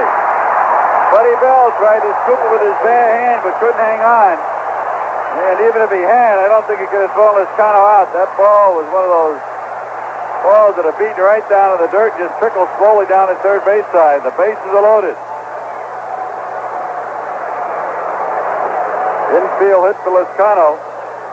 Hit number 5 for the Brewers. They're second in this inning. And with a man out, bases full, here comes Dick Davis. He looped the single to right field his last time.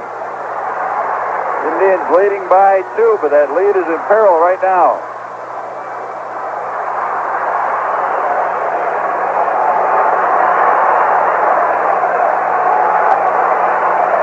Rick Wise out of the windup.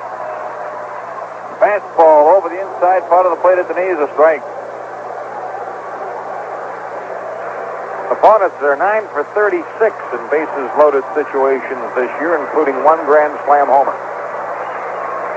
Rick Wise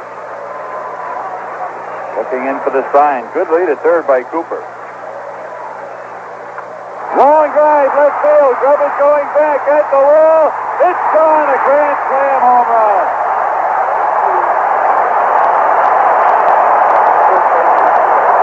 Dick Davis has just hit his first Major League Grand Slam home run.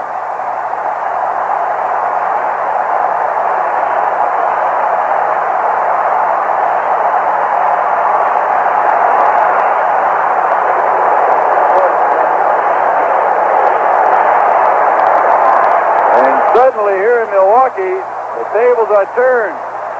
The Brewers lead by 2, 6-4.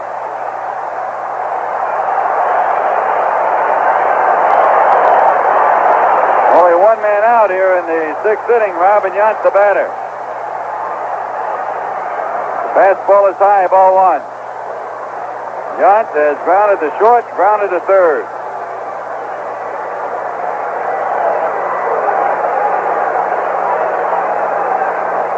Foul ball drifting off to the right out of play. Ball one on a strike. Dick Davis lined that ball over the 362-foot sign. Straight away left field.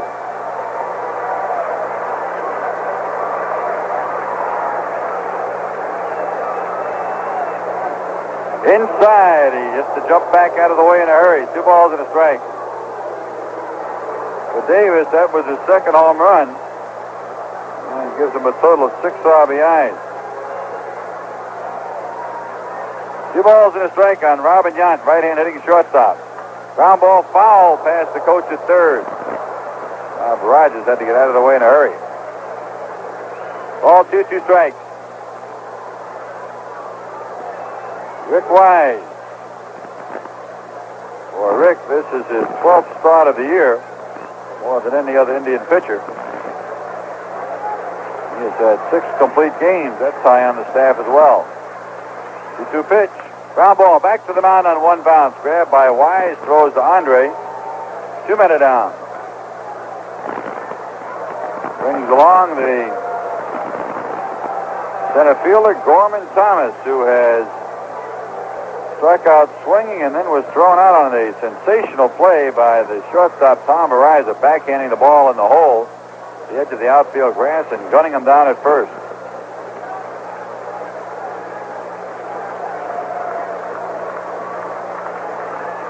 Right-hand batter swings and drives one to the hole. It's short, into left field, a base hit. Riza made a diving, rolling try for it, but this one got through. Norman Thomas gets a hit. The Brewers have 7 hits, and that'll bring along Charlie Moore. This is the 8th man to bat in the inning. Milwaukee has scored 4 times, and they have taken a 6-4 lead.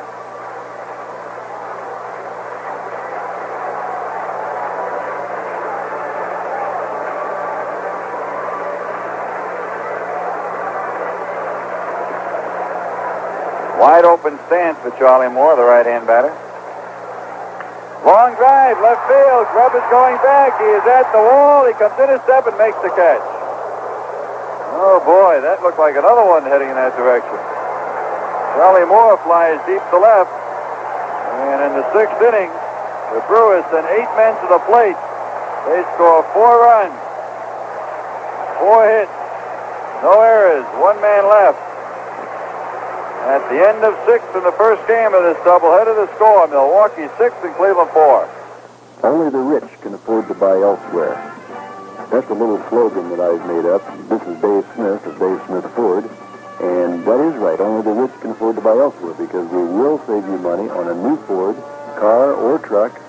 We have a very fine selection of used cars also at this time. We need more used cars, so if you do have a used car or especially a used truck you want to trade, bring it on over to us because we do need them. Dave Smith Ford, halfway between Columbus and Newark. Malnutrition is never a pretty picture. In poor countries, it takes its heaviest toll among young children. Your contribution to CARE helps change that picture. Through CARE, you deliver nutritious food to children who urgently need it. To a needy child overseas. Your help can make a world of difference. please send your check or money order to CARE, Box 176, Columbus 43216.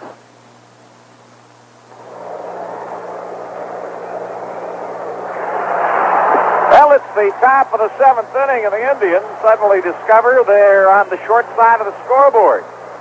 6-4. Randy Stein has a chance to win a ball game. You'll look at Pruitt, Grubb, and Reiser in the top of the 7th. Wind up by the lanky right-hander. The pitch to Pruitt. He fouls it back out of play. Strike one. Al Stevenson, Dave Yoto from Tiffin are both here today. They are teachers at New Regal High School. Al's the new baseball coach at New Regal. And they're taking an 8-city baseball trip. Pitch to Pruitt is low. 1 ball, 1 strike. The trip begins here in Milwaukee, then they're going to Chicago to see the Cubs, then to St. Louis, then to Arlington, Texas, to New Orleans. They're just going to see Bourbon Street there, no baseball. And on to Houston, Kansas City, and Minneapolis for a June 15th game involving the Indians, and then back to Chicago to see the White Sox. Howard Stevenson in Attica, Ohio, Al Falder in Fremont, and Rick DeMoss in Tiffin are listening in today. They couldn't make the trip. That sounds like fun. 1-1 pitch. Foul ball off the bat of Pruitt, back out of play.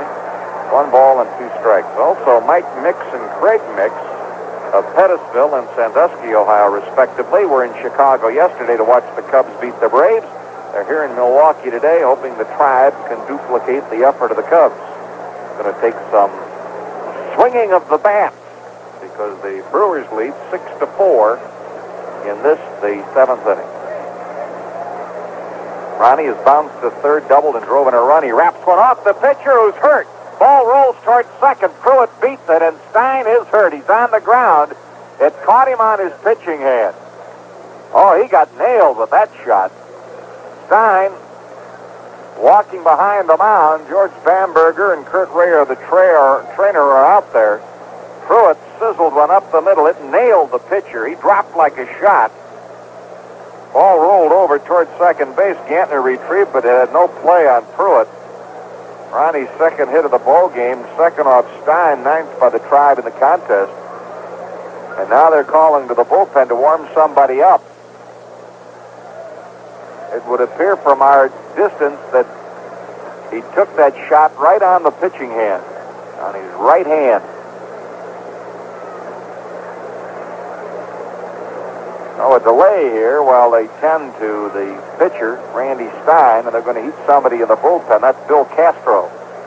Bill Castro getting ready in the bullpen for Milwaukee. They're going to let Stein throw some and see how he feels coming off that line shot. San Diego and the Mets are 1-1 in the 6th. The Giants 2-0 over Montreal in the 7th behind Nepper. Philadelphia bombing the Dodgers 9-3 in the 9th. Pittsburgh 4-0 over Cincinnati in the 6th. The Cubs 6-1 over Atlanta in the 5th. Houston and St. Louis are 1-1 in the 3rd. It is Texas 7, Toronto 5 at the end of 6. Detroit 4-3 over Minnesota in the 8th.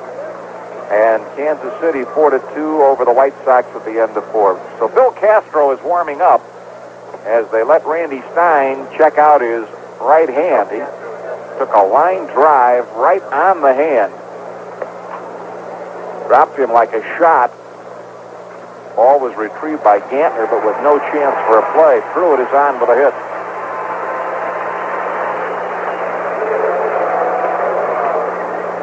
Johnny Grubb will be the batter.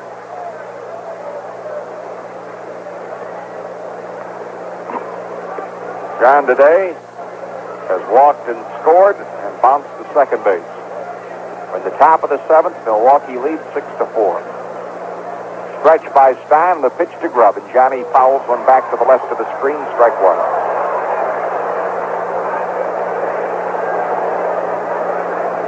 Indians had a 4-0 lead in this game, but a 2-run shot by Heisel and a grand slam by Dick Davis put the Bucks, should say the Brewers, on top. Strike one pitch. Swing and a miss. Strike two.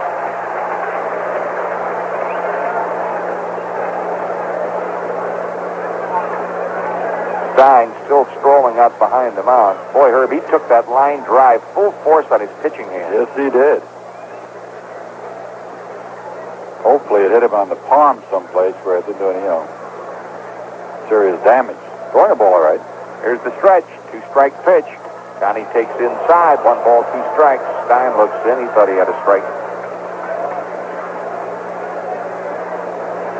Tom Verizor on deck.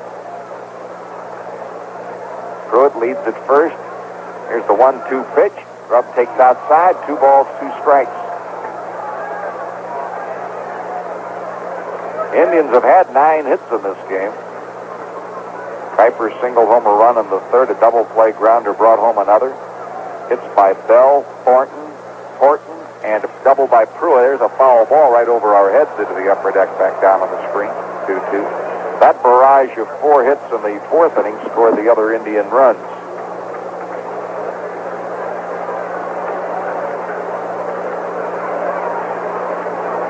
Two balls and 2 strikes. The stretch. The pitch to Grubb. Swing and a miss. Struck him out. So there appears to be nothing wrong with his pitching hand. 3rd strikeout for Randy Stein. Mr. Shylock now steps out in front of the plate. Says something to Stein. Tom Verizor coming to bat. Tommy doubled off the right field wall, narrowly missing a home run in the 3rd inning and scored a run. And then he beat out a hit to the shortstop of the 5th. He was the first man that Stein faced when he came on to pitch in the 5th. So Tommy 2 for 2 on the day. Stretch and pitch. Verizor pops it up out over second base. Gantner going back on the grass, looking up, makes the catch. 2 outs. Well, that blow off the hand apparently has done no damage to Stein. He is still mowing him down. Dwayne Kuiper singled and was doubled up in the 3rd. His hit drove in a run, his 14th RBI of the year, and he popped up to the 3rd baseman in the 5th. Milwaukee 6, Cleveland 4 in the top of the 7th.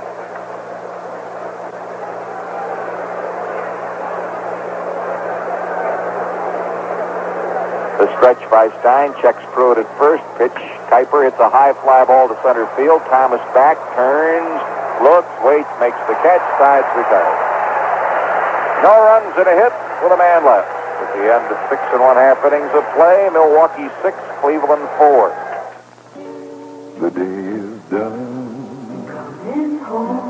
It's time to let it go. It's the moment to unwind. So just say, Bud. And for the king of beer, and settle back and please yourself. No matter what you do, no matter when or where, you know a glass of Bud is like an easy chair when you say Budweiser. Hey, that's right. Nothing goes with that special time you call yours like the clean, fresh taste of Budweiser. When you say Budweiser, you said it all. Anheuser-Busch sang for it.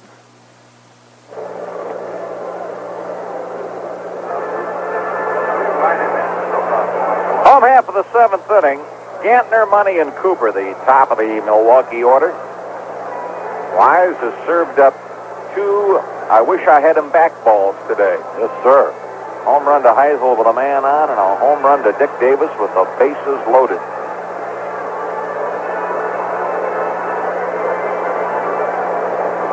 No changes on the scoreboard. Looks as though Philadelphia is about to sweep that series from the Dodgers. They have a 9-3 lead over the Dodgers with L.A. batting in the 9th.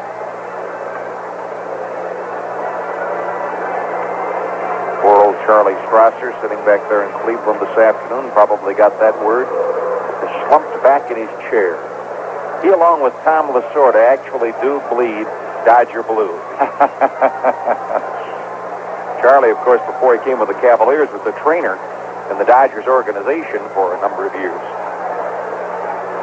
Well, the batter is Gantner. leadoff man, 0 for 3 on the day. Hit a fly ball deep to left in the first, a fly to center, and a bounce to the first baseman. Bunts by the mound. Good bunt. Picked up by Kuiper. Dives and doesn't let go of the ball wisely. Gantner had it beat, and boy, that was a beautiful bunt. That is perfectly done, a drag bunt. Gantner with his first hit, a total of 8 hits for Milwaukee over off Rick Wise. Don Money has bounced to the pitcher, struck out swinging, and wrapped a single that caromed off Bell's glove and off Reiser's glove into left field.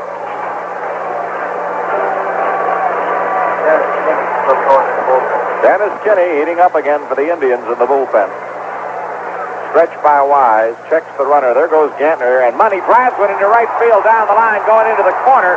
Jade will chase this one down.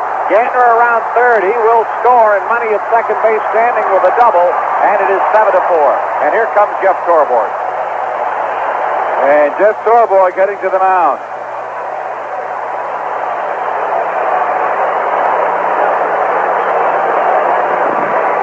Gantner with excellent speed raced all the way around from first base to score on that double by Money.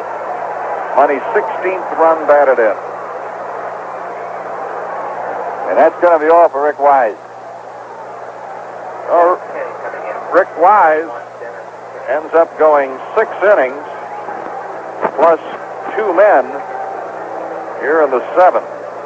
He gave up 9 hits, 7 runs, all earned, 1 home, 2 home runs.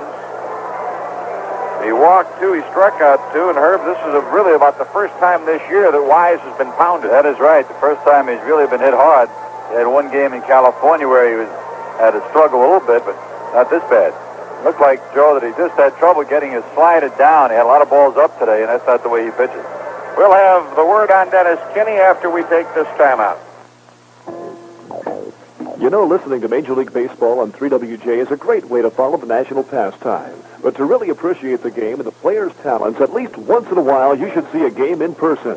And those of us at 3WJ would like you to see the exciting Cleveland Indians on us during our Tribe Ticket Giveaway.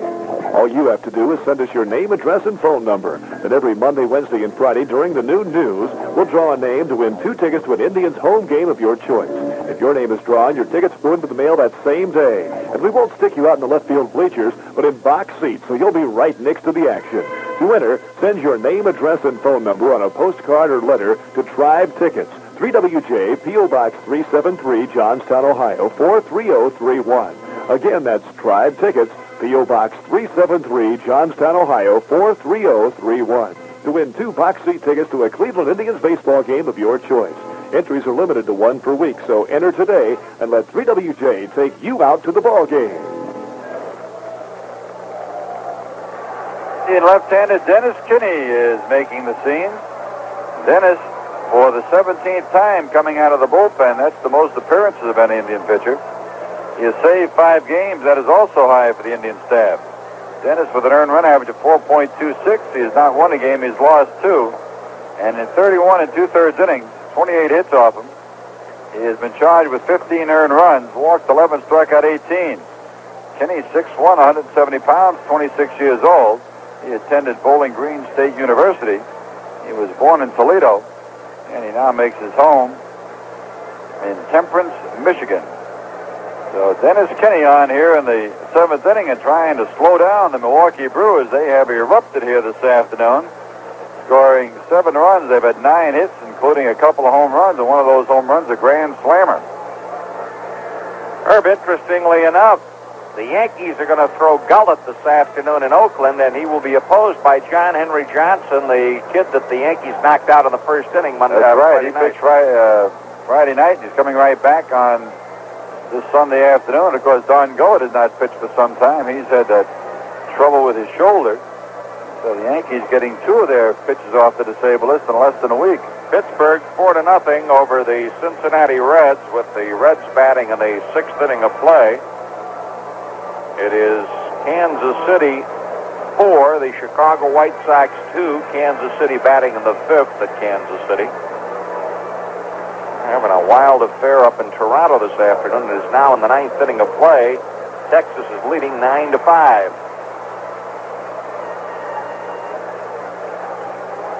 Oh, Dennis Kinney will face the left-hand batting Cecil Cooper. Cooper today has singled, walked, and been saved for the fielder's choice. He has scored 2 runs. First pitch is fouled back, strike 1.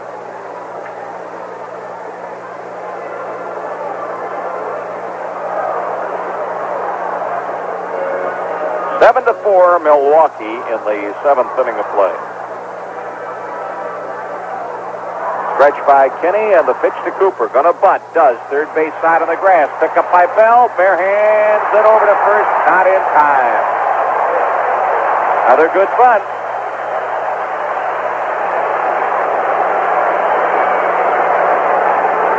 First hit off Kinney.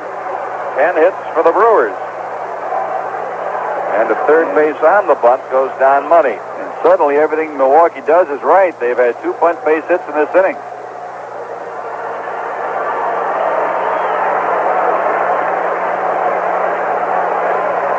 The batter, Larry Heisel, all he has done today is line to left, lined a 2-run homer to left, and walked. Scored twice.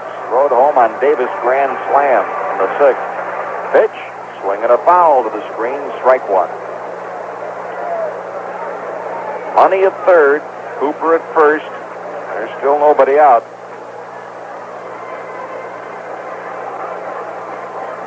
Stretch by Kinney, and the pitch, swing and a miss. May have just clipped the ball, strike 2.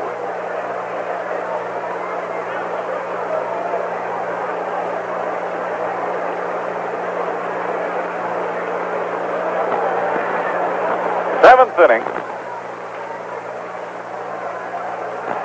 Kenny shakes off one sign. Now stretches. 0-2 pitch to Heisel. Pops it up. Back goes Kuiper. Glasses down. Edge of the grass. Still retreating. Dives. Caught the ball as it sailed away from him. So Heisel pops to the second baseman Kuiper. Brings on 6 to Loscano, who has bounced to third, popped to first, had an infield hit to third, and rode home on Davis grand slam homer.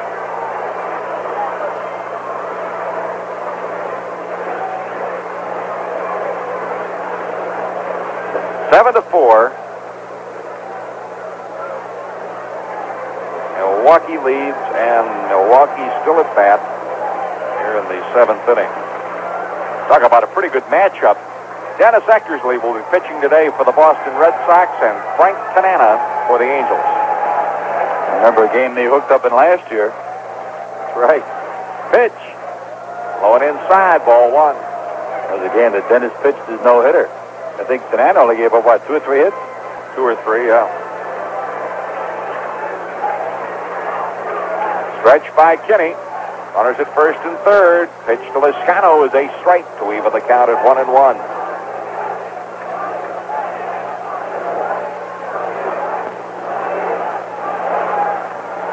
The stretch. The pitch. And the strike. Same pitch, same spot, same call. 1 ball, 2 strikes.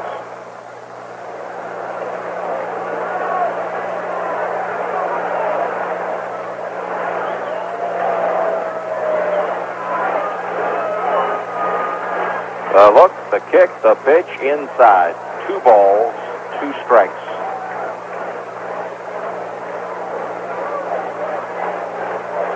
Home half of the 7th inning. 2-2 count. 1 out, runners in the corners. Pitch to Loscano, just missed. Full count of 3-2.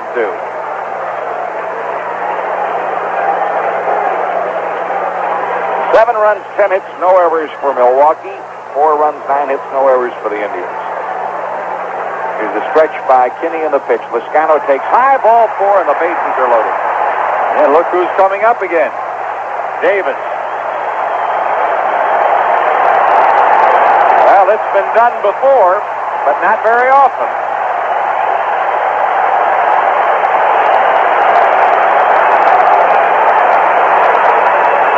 That is the first walk given up by Dennis Kinney. Kinney in 32 innings now has struck out 18 and walked 12.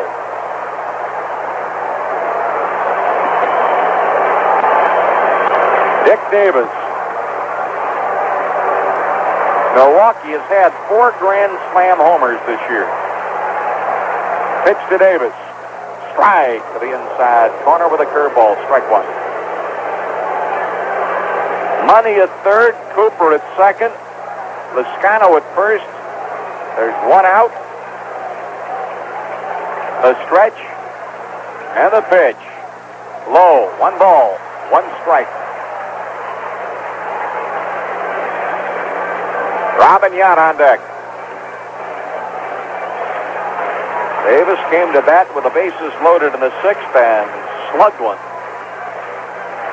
His second home run of the year. The pitch. Strike with a breaking ball. 1-2.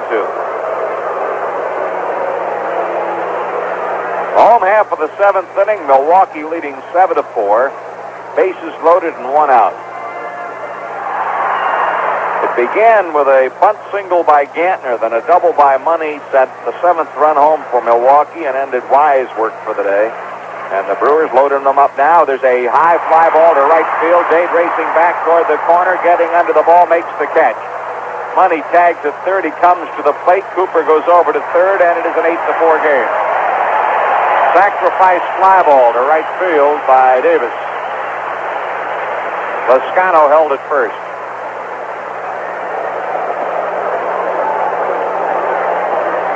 Run is charged to Wise. He gives up 8 earned runs in 6 innings today. And Davis, who had 2 RBIs for the year coming in, has 5 in this game. The batter is Robin Yount, 0 for 3 on the afternoon. The pitch. Bouncing ball, first base out of the mound. Kuiper charges, flips to Thornton, not in time.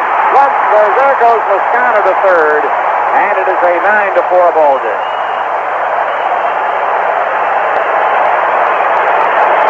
Slow tap bouncing grounder. The Kuiper came in, made the flip to Thornton off balance, couldn't get Yount.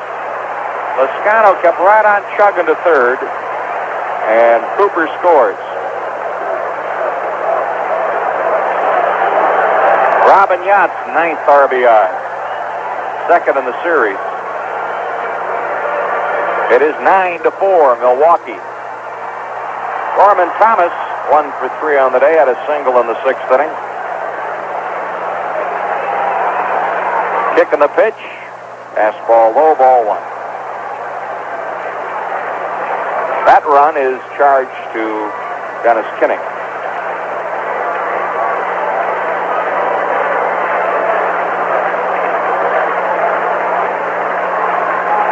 Throw over to first base.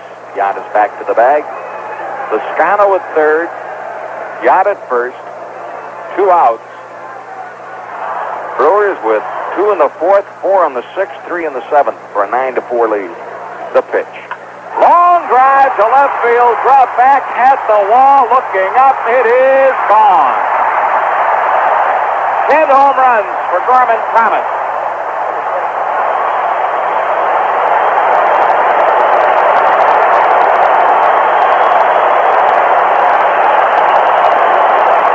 He hung him a curveball, and did he hang it out of here? Oh. Thomas now with 30 RBIs.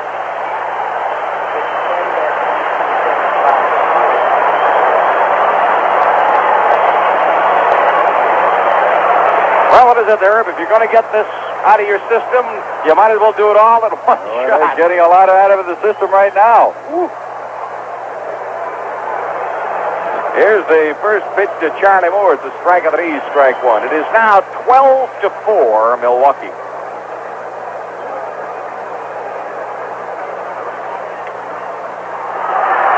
Moore slaps one up the middle into center field. A base hit. Let's pause for station identification. Well, goes. This inning started out just like that. Everything they do is right. They've had a couple of bunts. They had that little bouncing ball now that goes through, and they are just hot. This is the Cleveland Indians Baseball Network. This is 3WJ, Central Ohio's home of the Cleveland Cavaliers, Browns, and Indians. WWJ, Johnstown. First pitch to the left-hand batting Jimmy Gantner is a curveball low, ball one. It was Gantner who started this barrage in the seventh, where we still are, with a bunt single. He hits a fly foul ball out of play beyond the first base dugout. Thornton goes over, but it's 8 rows deep, and he has no chance. 12-4. My, oh my, oh my.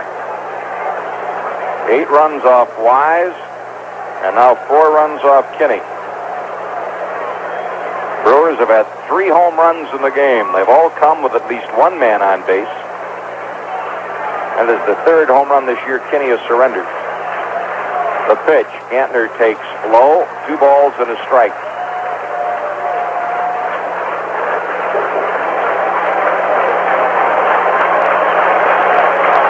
Kick in the pitch. Check swing. Ball hits the bat, bounces foul left to the screen. 2 balls, 2 strikes.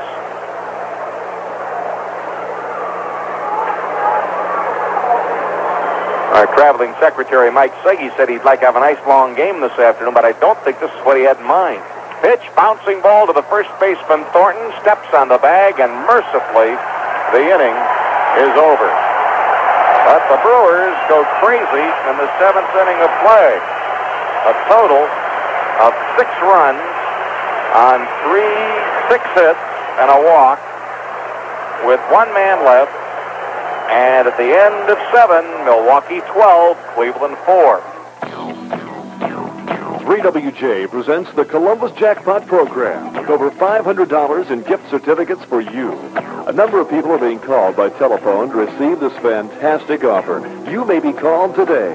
$500 in gift certificates for only $24.95. If you can't wait for that call, phone 868-8595. That's 868-8595. The Columbus Jackpot. Do it any way you want to, but do it in a Dodge from Spitzer Dodge in Columbus. The 1978 Dodge line is the best ever, featuring the new Magnum XE, the totally personal approach to driving excitement. The Magnum XE is your own private island. The most tempting of this year's line is the 78 Dodge Diplomat, a car that fits everyone to a T. And of course, the Dodge vans are in a class by themselves. See them all at Spitzer Dodge, 5100 East Main, Columbus. Dodge, depend on it.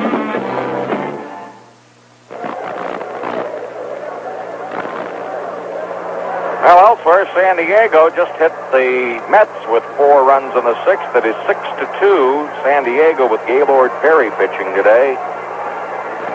Cincinnati continues to have trouble with Pittsburgh this afternoon. Bear is on to pitch in the 7th inning of play. Going into that 7th, the Bucks were sailing along 4-0 behind Bert Blyleven. And it is all over up in Toronto, Canada, where the Texas Rangers beat Toronto 9-5.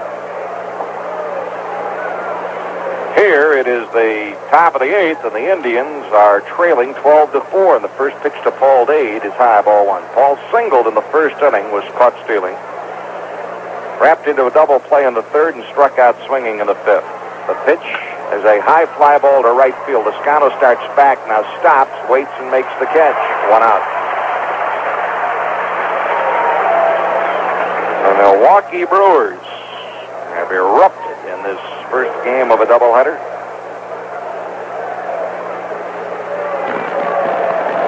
They had been having trouble of late, and they just suddenly had one of those sessions.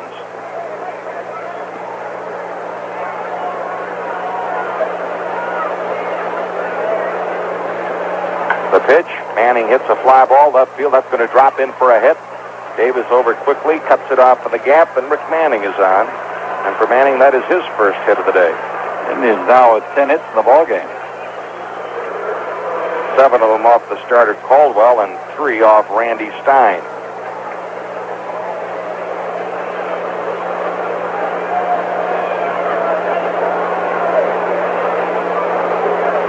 Buddy Bell, the batter. Buddy today is fly to center, single to center, scored, and bounced to the third baseman. Takes a straight to the knees, strike 1.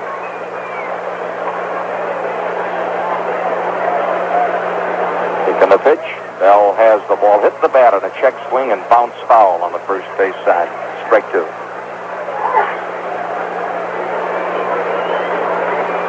Andre Thornton on deck. Milwaukee with 2 in the 4th, 4 in the 6th, 6 in the 7th. Indians had 2 runs in the 3rd, 2 more in the 4th, and led at one point of the game 4-0. Look in, the stretch by the big right-hander, and then he steps back. Manning at first base. Cooper behind him, guarding the line. 2-strike pitch. Manning breaks and goes back as the ball is fouled back to the right of the screen. Still strike 2. Second game, Don Hood against Bill Travers.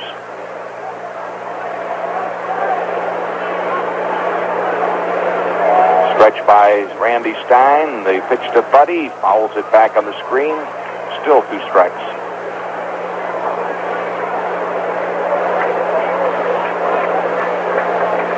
Indians home tomorrow night for the Chicago White Sox. 8:05, a family night ball game.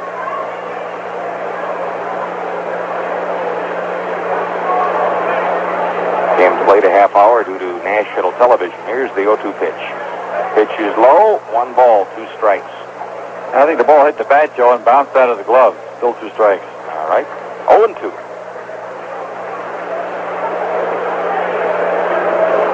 Randy Stein, all 6 of him, gets back on top, looks in to Charlie Moore for the sign. Here's the 0-2 pitch to Buddy, very high. 1 ball and 2 strikes.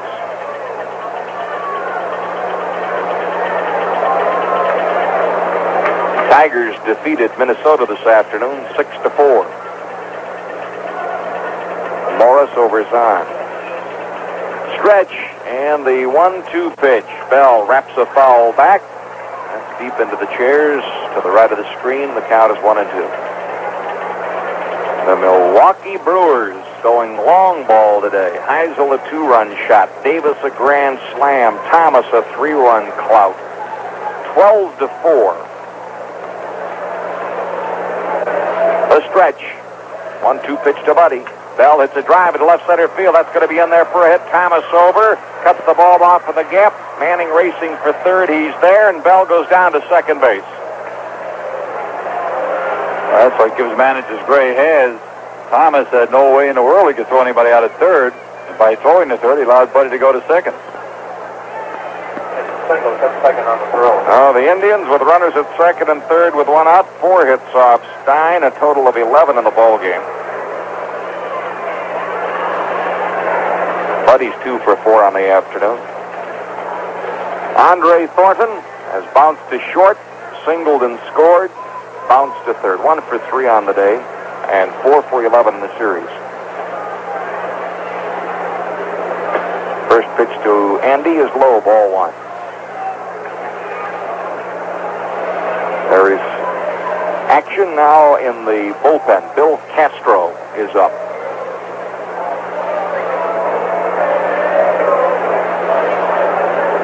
Willie Horton on deck. Indians need a lot of runs in a hurry. This is the 8th, and the Brewers are leading 12-4. The pitch.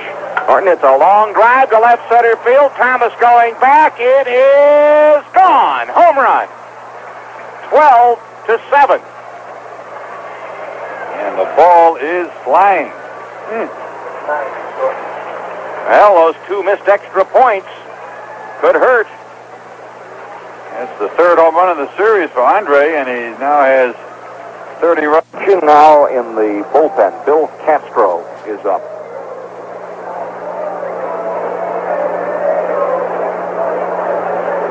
Willie Horton on deck. Indians need a lot of runs in a hurry. This is the 8th, and the Brewers are leading 12-4. The pitch. Horton hits a long drive to left center field. Thomas going back. It is gone. Home run. 12-7. And the ball is flying. Well, those 2 missed extra points could hurt. It's the 3rd home run of the series for Andre, and he now has 30 runs batted in. His 9th home run of the year. Couple of field goals. We're right back in this thing. 12-7 at Milwaukee. 9 home runs for Thornton, 3 of them in this series. George Bamberger on the mound shaking his head. talking to Randy Stein, who is nodding his.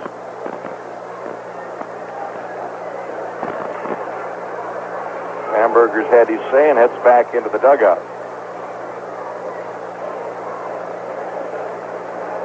Willie Horton, the batter. 5 hits and 3 runs off Stein. Horton has bounced to second on a good play by Gantner, singled to drive in a run back in the 4th, and struck out swinging against Stein in the 6th. Wind up with a pitch. Willie hits a little looper out over second base. Back goes Gantner and makes the catch. 2 out.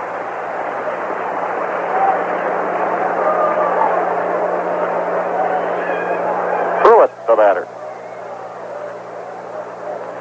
Ronnie today has bounced to third, doubled and singled, driven in a run.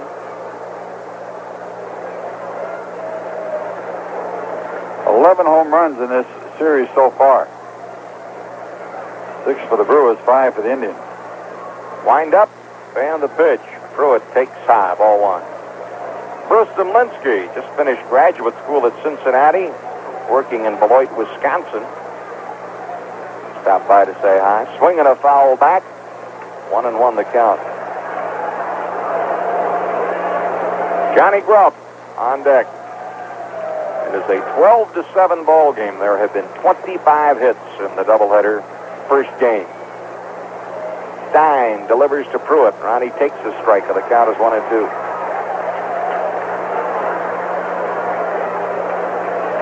There's a left-hander up in the bullpen.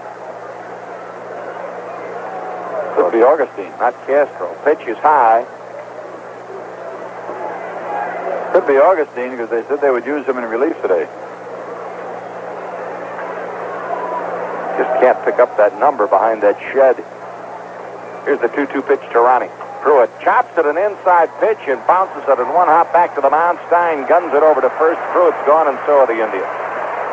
In the 8th inning of play, courtesy of Andre Thornton, 3 runs, 3 hits, nobody left. We're going to the last half of the 8th inning, and the score in Milwaukee, the Brewers 12, the Indians 7. I can't stay awake any longer, George. It'll be on right after the Night Owl movie. It's 4:30 in the morning. It's a fantastic 10-second commercial, Helen, and I'm standing right there pointing to the car. Gramps! What? You on yet, Georgie? Not yet, but you're falling asleep. What's this in my forehead? Cheese dip, Graham. You fell asleep in the cheese dip. Must have fallen asleep in the cheese dip. Oh, George, why does your TV commercial have to be on so late? Our ad budget could only afford fringe time, but that's okay because a lot of people are up to... Gramps! I'm up. Are you on the TV? No, but soon. Well, I'm all set right here next to the TV. I wouldn't miss you. If your advertising isn't reaching the people you want, radio definitely will. With its many different formats, radio reaches every lifestyle. So you can target more messages to exactly who you want, when you want, at a price you can still afford. Okay, Helen, here it comes. Oh, Graham, it's George! It's George! Oh, I'll get it. Let me turn off the TV first. Hello, George. Must have hung up. Want to wake up your advertising? Try radio. It's right on the button. A message from the Radio Advertising Bureau. This is the home half of the 8th inning. White Sox trailing Kansas City 4-2 in the 6th inning of play. Giants have a 2-0 lead on Montreal at the end of 7. And the Pirates a 4-0 edge on Cincinnati with the Reds batting in the 7th inning of play. Don Money will come to bat against Kinney here in the 8th inning. Money doubled to drive in a run and then later scored himself in the big 6-run 7th.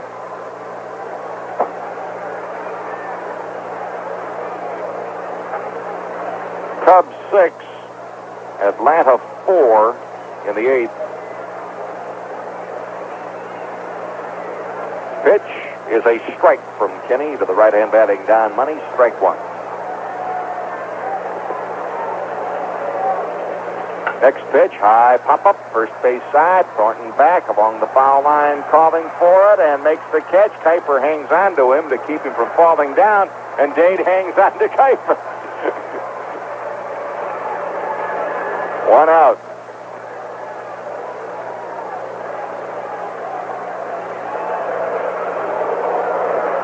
Brings up Cecil Cooper.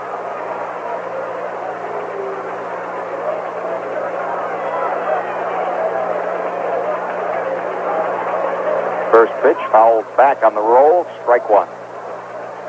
12-7 in favor of the Milwaukee Brewers in the home half of the 8th inning. Stretch by Kinney. Strike one pitch. Cooper takes outside. Strike two.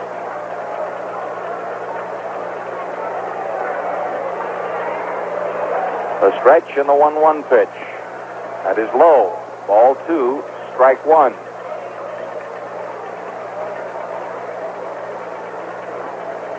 Then Wise and Kinney for the Indians. Caldwell and Stein for the Brewers. Breaking ball, check swing, strike call. 2 balls, 2 strikes. Indians led at one time 4-0. The Brewers came back to take a 12-4 lead, and the Indians cut 3 off bat in the 8th. Pitch to Cooper, backs him away. Full count of 3-2.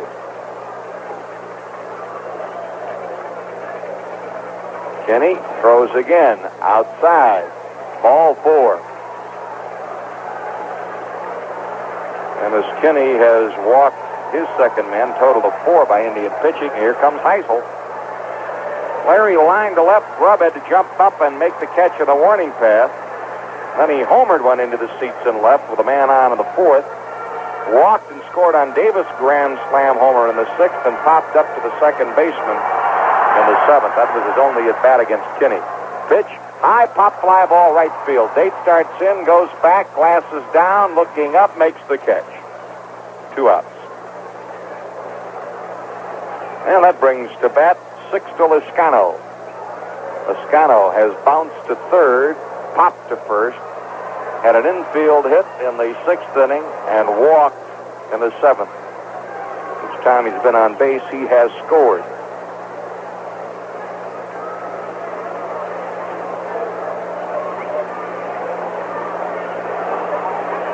The stretch, the pitch, Lezcano takes low and inside, ball 1. Last of the 8th, 12-7 Milwaukee. Again the stretch and the pitch. Little looper, short right field. It's going to drop for a hit. Cooper around second base, puts on the brakes. Dade runs the ball back in toward the infield and gives it to Kuiper. So Lezcano has his second hit. Here's Davis. Dick Davis, bounce to third, singled, hit a grand slam homer and a sacrifice fly. That is a total in this ballgame now of 26 hits. The earned run averages are going to jump, as will some batting averages.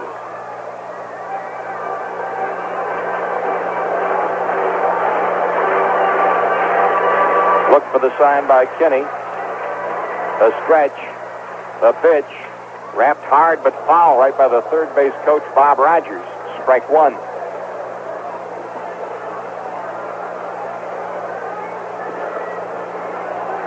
Indians bullpen quiet, so it's going to be Kinney no matter what happens. Davis steps back. He is 2 for 3 in this game with a home run and 5 RBIs. Pitch is high. 1 ball, 1 strike. Wind has been blowing out toward left field all afternoon at a fine pace for hitting. 4 home runs in the game. Stretch, pitch. Curveball, wrapped foul down the right field line. It's in the chairs. 1 ball, 2 strikes. Dick Davis. 6'3", 195, 24 years of age. Just missed the Pacific Coast League batting title last year with 355 average. He was up briefly twice. Didn't stay around very long either time. The stretch and the 1-2 pitch to Davis. It's a high fly ball to left field. Grubb is out there, waiting, makes the catch, and the side is retired. In the 8th inning of play for the Milwaukee Brewers, no runs and a hit, a walk, and 2 left. And at the end of 8 innings of play, it is Milwaukee 12, Cleveland 7. Cardinals have hopped on top of Houston 4-1 with Houston batting in the 5th inning down on the Astrodome. Kansas City now has a 5-2 lead over the White Sox. Royals batting in the 7th at KC. Cincinnati picks up a run in the 7th. They trail Pittsburgh 4-1 in the 8th. And Atlanta is batting in the 9th at Chicago. The Cubs leading there 6-4. Castro and McClure are in the Milwaukee bullpen. Left-hand batting Johnny Grubb. Johns walked and scored. Bounced to second and struck out. Takes a pitch high from Stein, ball 2. 12-7 Milwaukee. In the 9th, the pitch. Strike at the letters, 2-1. Cooper at first, Gantner at second, Money at third, Yard at short, Davis in left, Thomas in center, Lascano in right. Pitch to Grubb, outside and high. Charlie Moore had to reach out to flag that one down on the count of 3-1. Jimmy Norris on deck.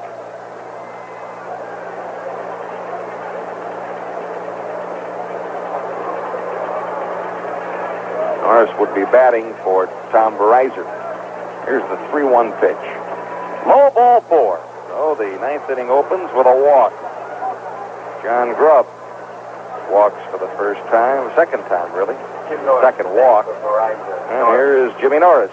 It's the first walk given up by Stein. He came on to this ball game in the 5th inning. Norris, a left-hand batter.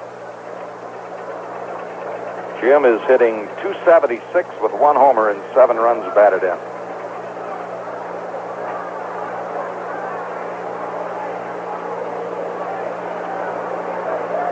And for Norris, 0 for 3 in the series with a couple of walks. Pitch high and outside, ball 1.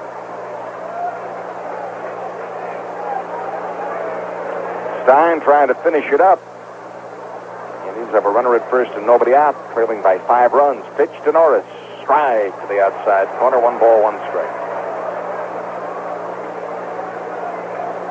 Indian pinch hitters collectively at 188 with 4 runs batted in. Pitch to Norris. Jimmy takes a strike just above the knees of the inside corner. 1-2. Norris is a pinch hitter, 2 for 8 with an RBI.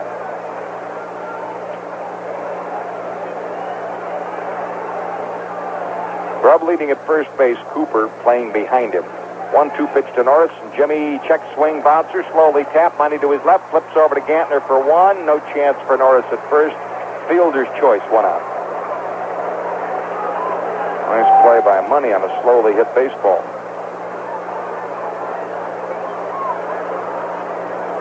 This brings to bat Dwayne Kuiper. Kuiper has singled to drive it a run back at the 3rd. That was when things were really going well. Popped up to 3rd in the 5th and flying to center field in the 7th. Jeff Torboy going out. I think he's claiming that the second baseman was bobbling the ball coming across the base. The umpire at second, Rich Garcia, said no, he wasn't.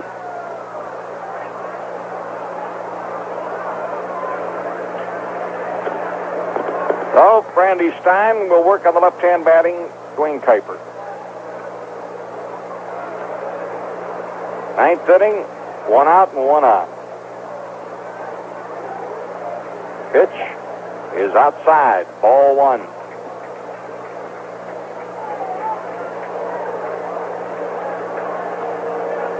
Stretch by Stein. The pitch. Kuiper lifts a fly ball to left. Going back on it is Yacht, the shortstop along the foul line, and Fairground makes the catch, 2 outs. Top of the order, Paul Dade will try to keep it alive.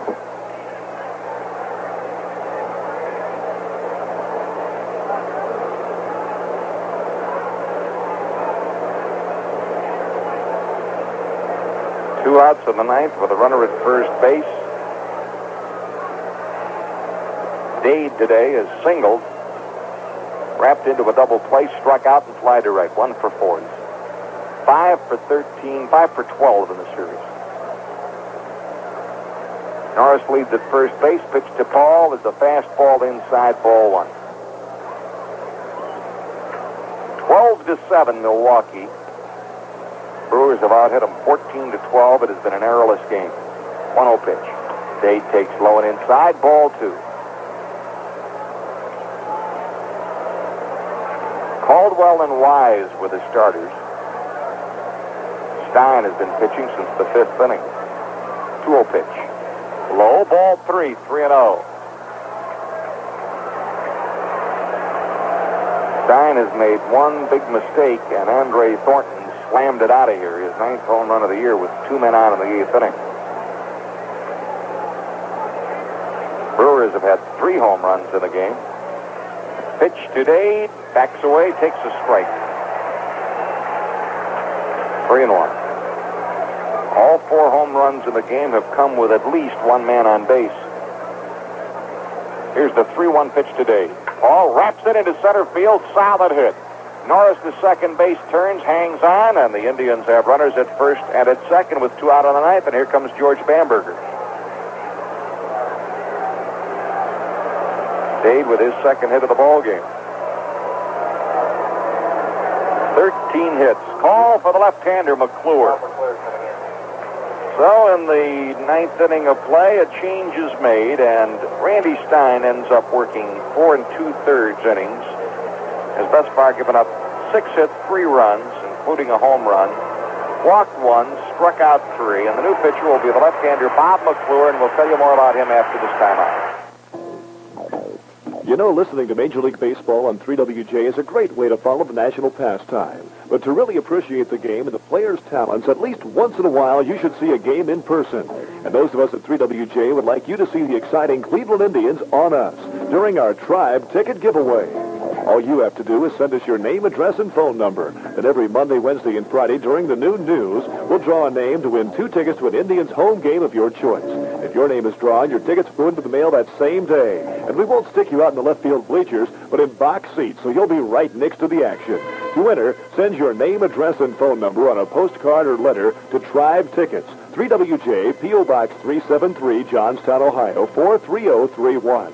Again, that's Tribe Tickets, P.O. Box 373, Johnstown, Ohio, 43031. To win 2 box seat tickets to a Cleveland Indians baseball game of your choice.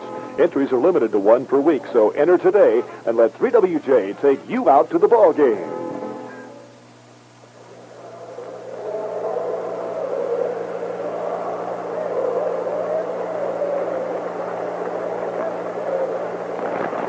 Bob McClure is coming on. He was the losing pitcher in Friday night's game. McClure in Friday night's game came on in the 6th inning in a 2 2/3 inning. Indians hit him for 4 runs on 4 hits. 3 of those runs were earned. And yesterday he was suffering from the flu. McClure, 25 years old, 5'11", about 170 pounds. He is a left-hander. And on the year, Bob McClure making his 16th appearance. He has not won a game. He's lost 2, and he's saved 3. His earned run average is 4.81. Bob McClure in 24 1/3 innings, 29 hits surrendered. They have scored 13 earned runs off him. He's walked 7. He struck out 21. Bob McClure, and as we mentioned the other night, he has one of the better pickoff moves in the American League. Good left-handed pickoff move, and the runners have to be very wary of him. It'll be Rick Manning to face him. 2 out in the 9th. The Indians trail 12-7 here in the first game.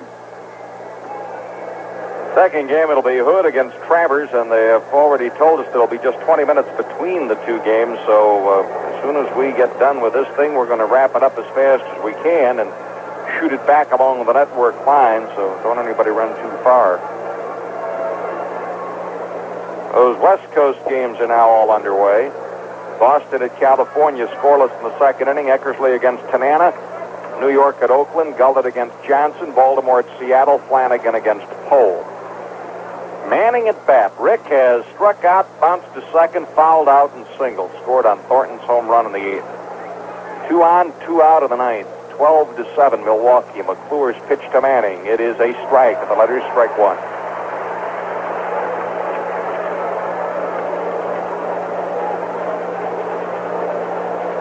Manning batted twice against McClure the other night and went 0 for 2. The pitch, Rick hits a very high pop-up. This will end the game. Coming over is Money, the catcher calling for it instead, and then Money calls him off and takes the ball, and the game is over. So in the 9th inning, it is no runs, a hit, a walk, and 2 left, and the final score, the Milwaukee Brewers 12, the Cleveland Indians 7. We'll start our wrap-up in a moment. Do it any way you want to, but do it in a Dodge from Spitzer Dodge in Columbus. The 1978 Dodge line is the best ever, featuring the new Magnum XE, the totally personal approach to driving excitement. The Magnum XE is your own private island. The most tempting of this year's line is the 78 Dodge Diplomat, a car that fits everyone to a T. And of course, the Dodge vans are in a class by themselves. See them all at Spitzer Dodge, 5100 East Main, Columbus. Dodge, depend on it. We want you to see Ohio from our Military shore. The largest walled fort in America is right here in Ohio. Fort Meigs has palisade walls that stretch as far as your eye can see. And to your children, smartly uniformed soldiers that seem to reach the sky. Explore all that Fort Meigs has to offer. It's open Wednesday through Sunday in Perrysburg, just south of Toledo.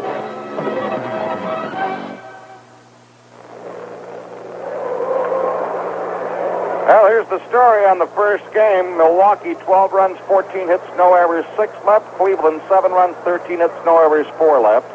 The winning pitcher, Randy Stein, at 1-1. There is no save for McClure, and Rick Wise, the loser, at 3-9. Time of the game, 2 hours, 35 minutes. The home runs pretty well tell the story. For Milwaukee, Larry Heisel hit his 9th of the 4th with 1 on. Dick Davis hit his 2nd and the 6th, a grand slam. Gorman Thomas hit his 10th of the 7th, 2 on, and Andre Thornton hit his 9th of the 8th, 2 men on. 12-7, the Milwaukee Brewers over the Indians, and the Brewers hop back over the Tribe into 5th place in the Eastern Division of the American League, ending a 4-game losing streak and stopping the Indians' win streak at 3. I'll have more after this timeout. The day is done. It's time to let it go. It's the moment to unwind. So gently, bud. And pour the king of beers and settle back and please yourself. No matter what you do, no matter when or where, you know a glass of bud is like an easy chair. When you say Budweiser, you said it all. When you say Budweiser, you said it all. When you say Budweiser, you said it all. Anheuser-Busch, St. Louis. Well, we invite you now to stay tuned for the second game of today's doubleheader. It'll be Dan Hood against Bill Travers, and it'll be coming up in 20 minutes along the network line. Final score in the first game here at County Stadium, the Milwaukee Brewers 12, the Cleveland Indians 7.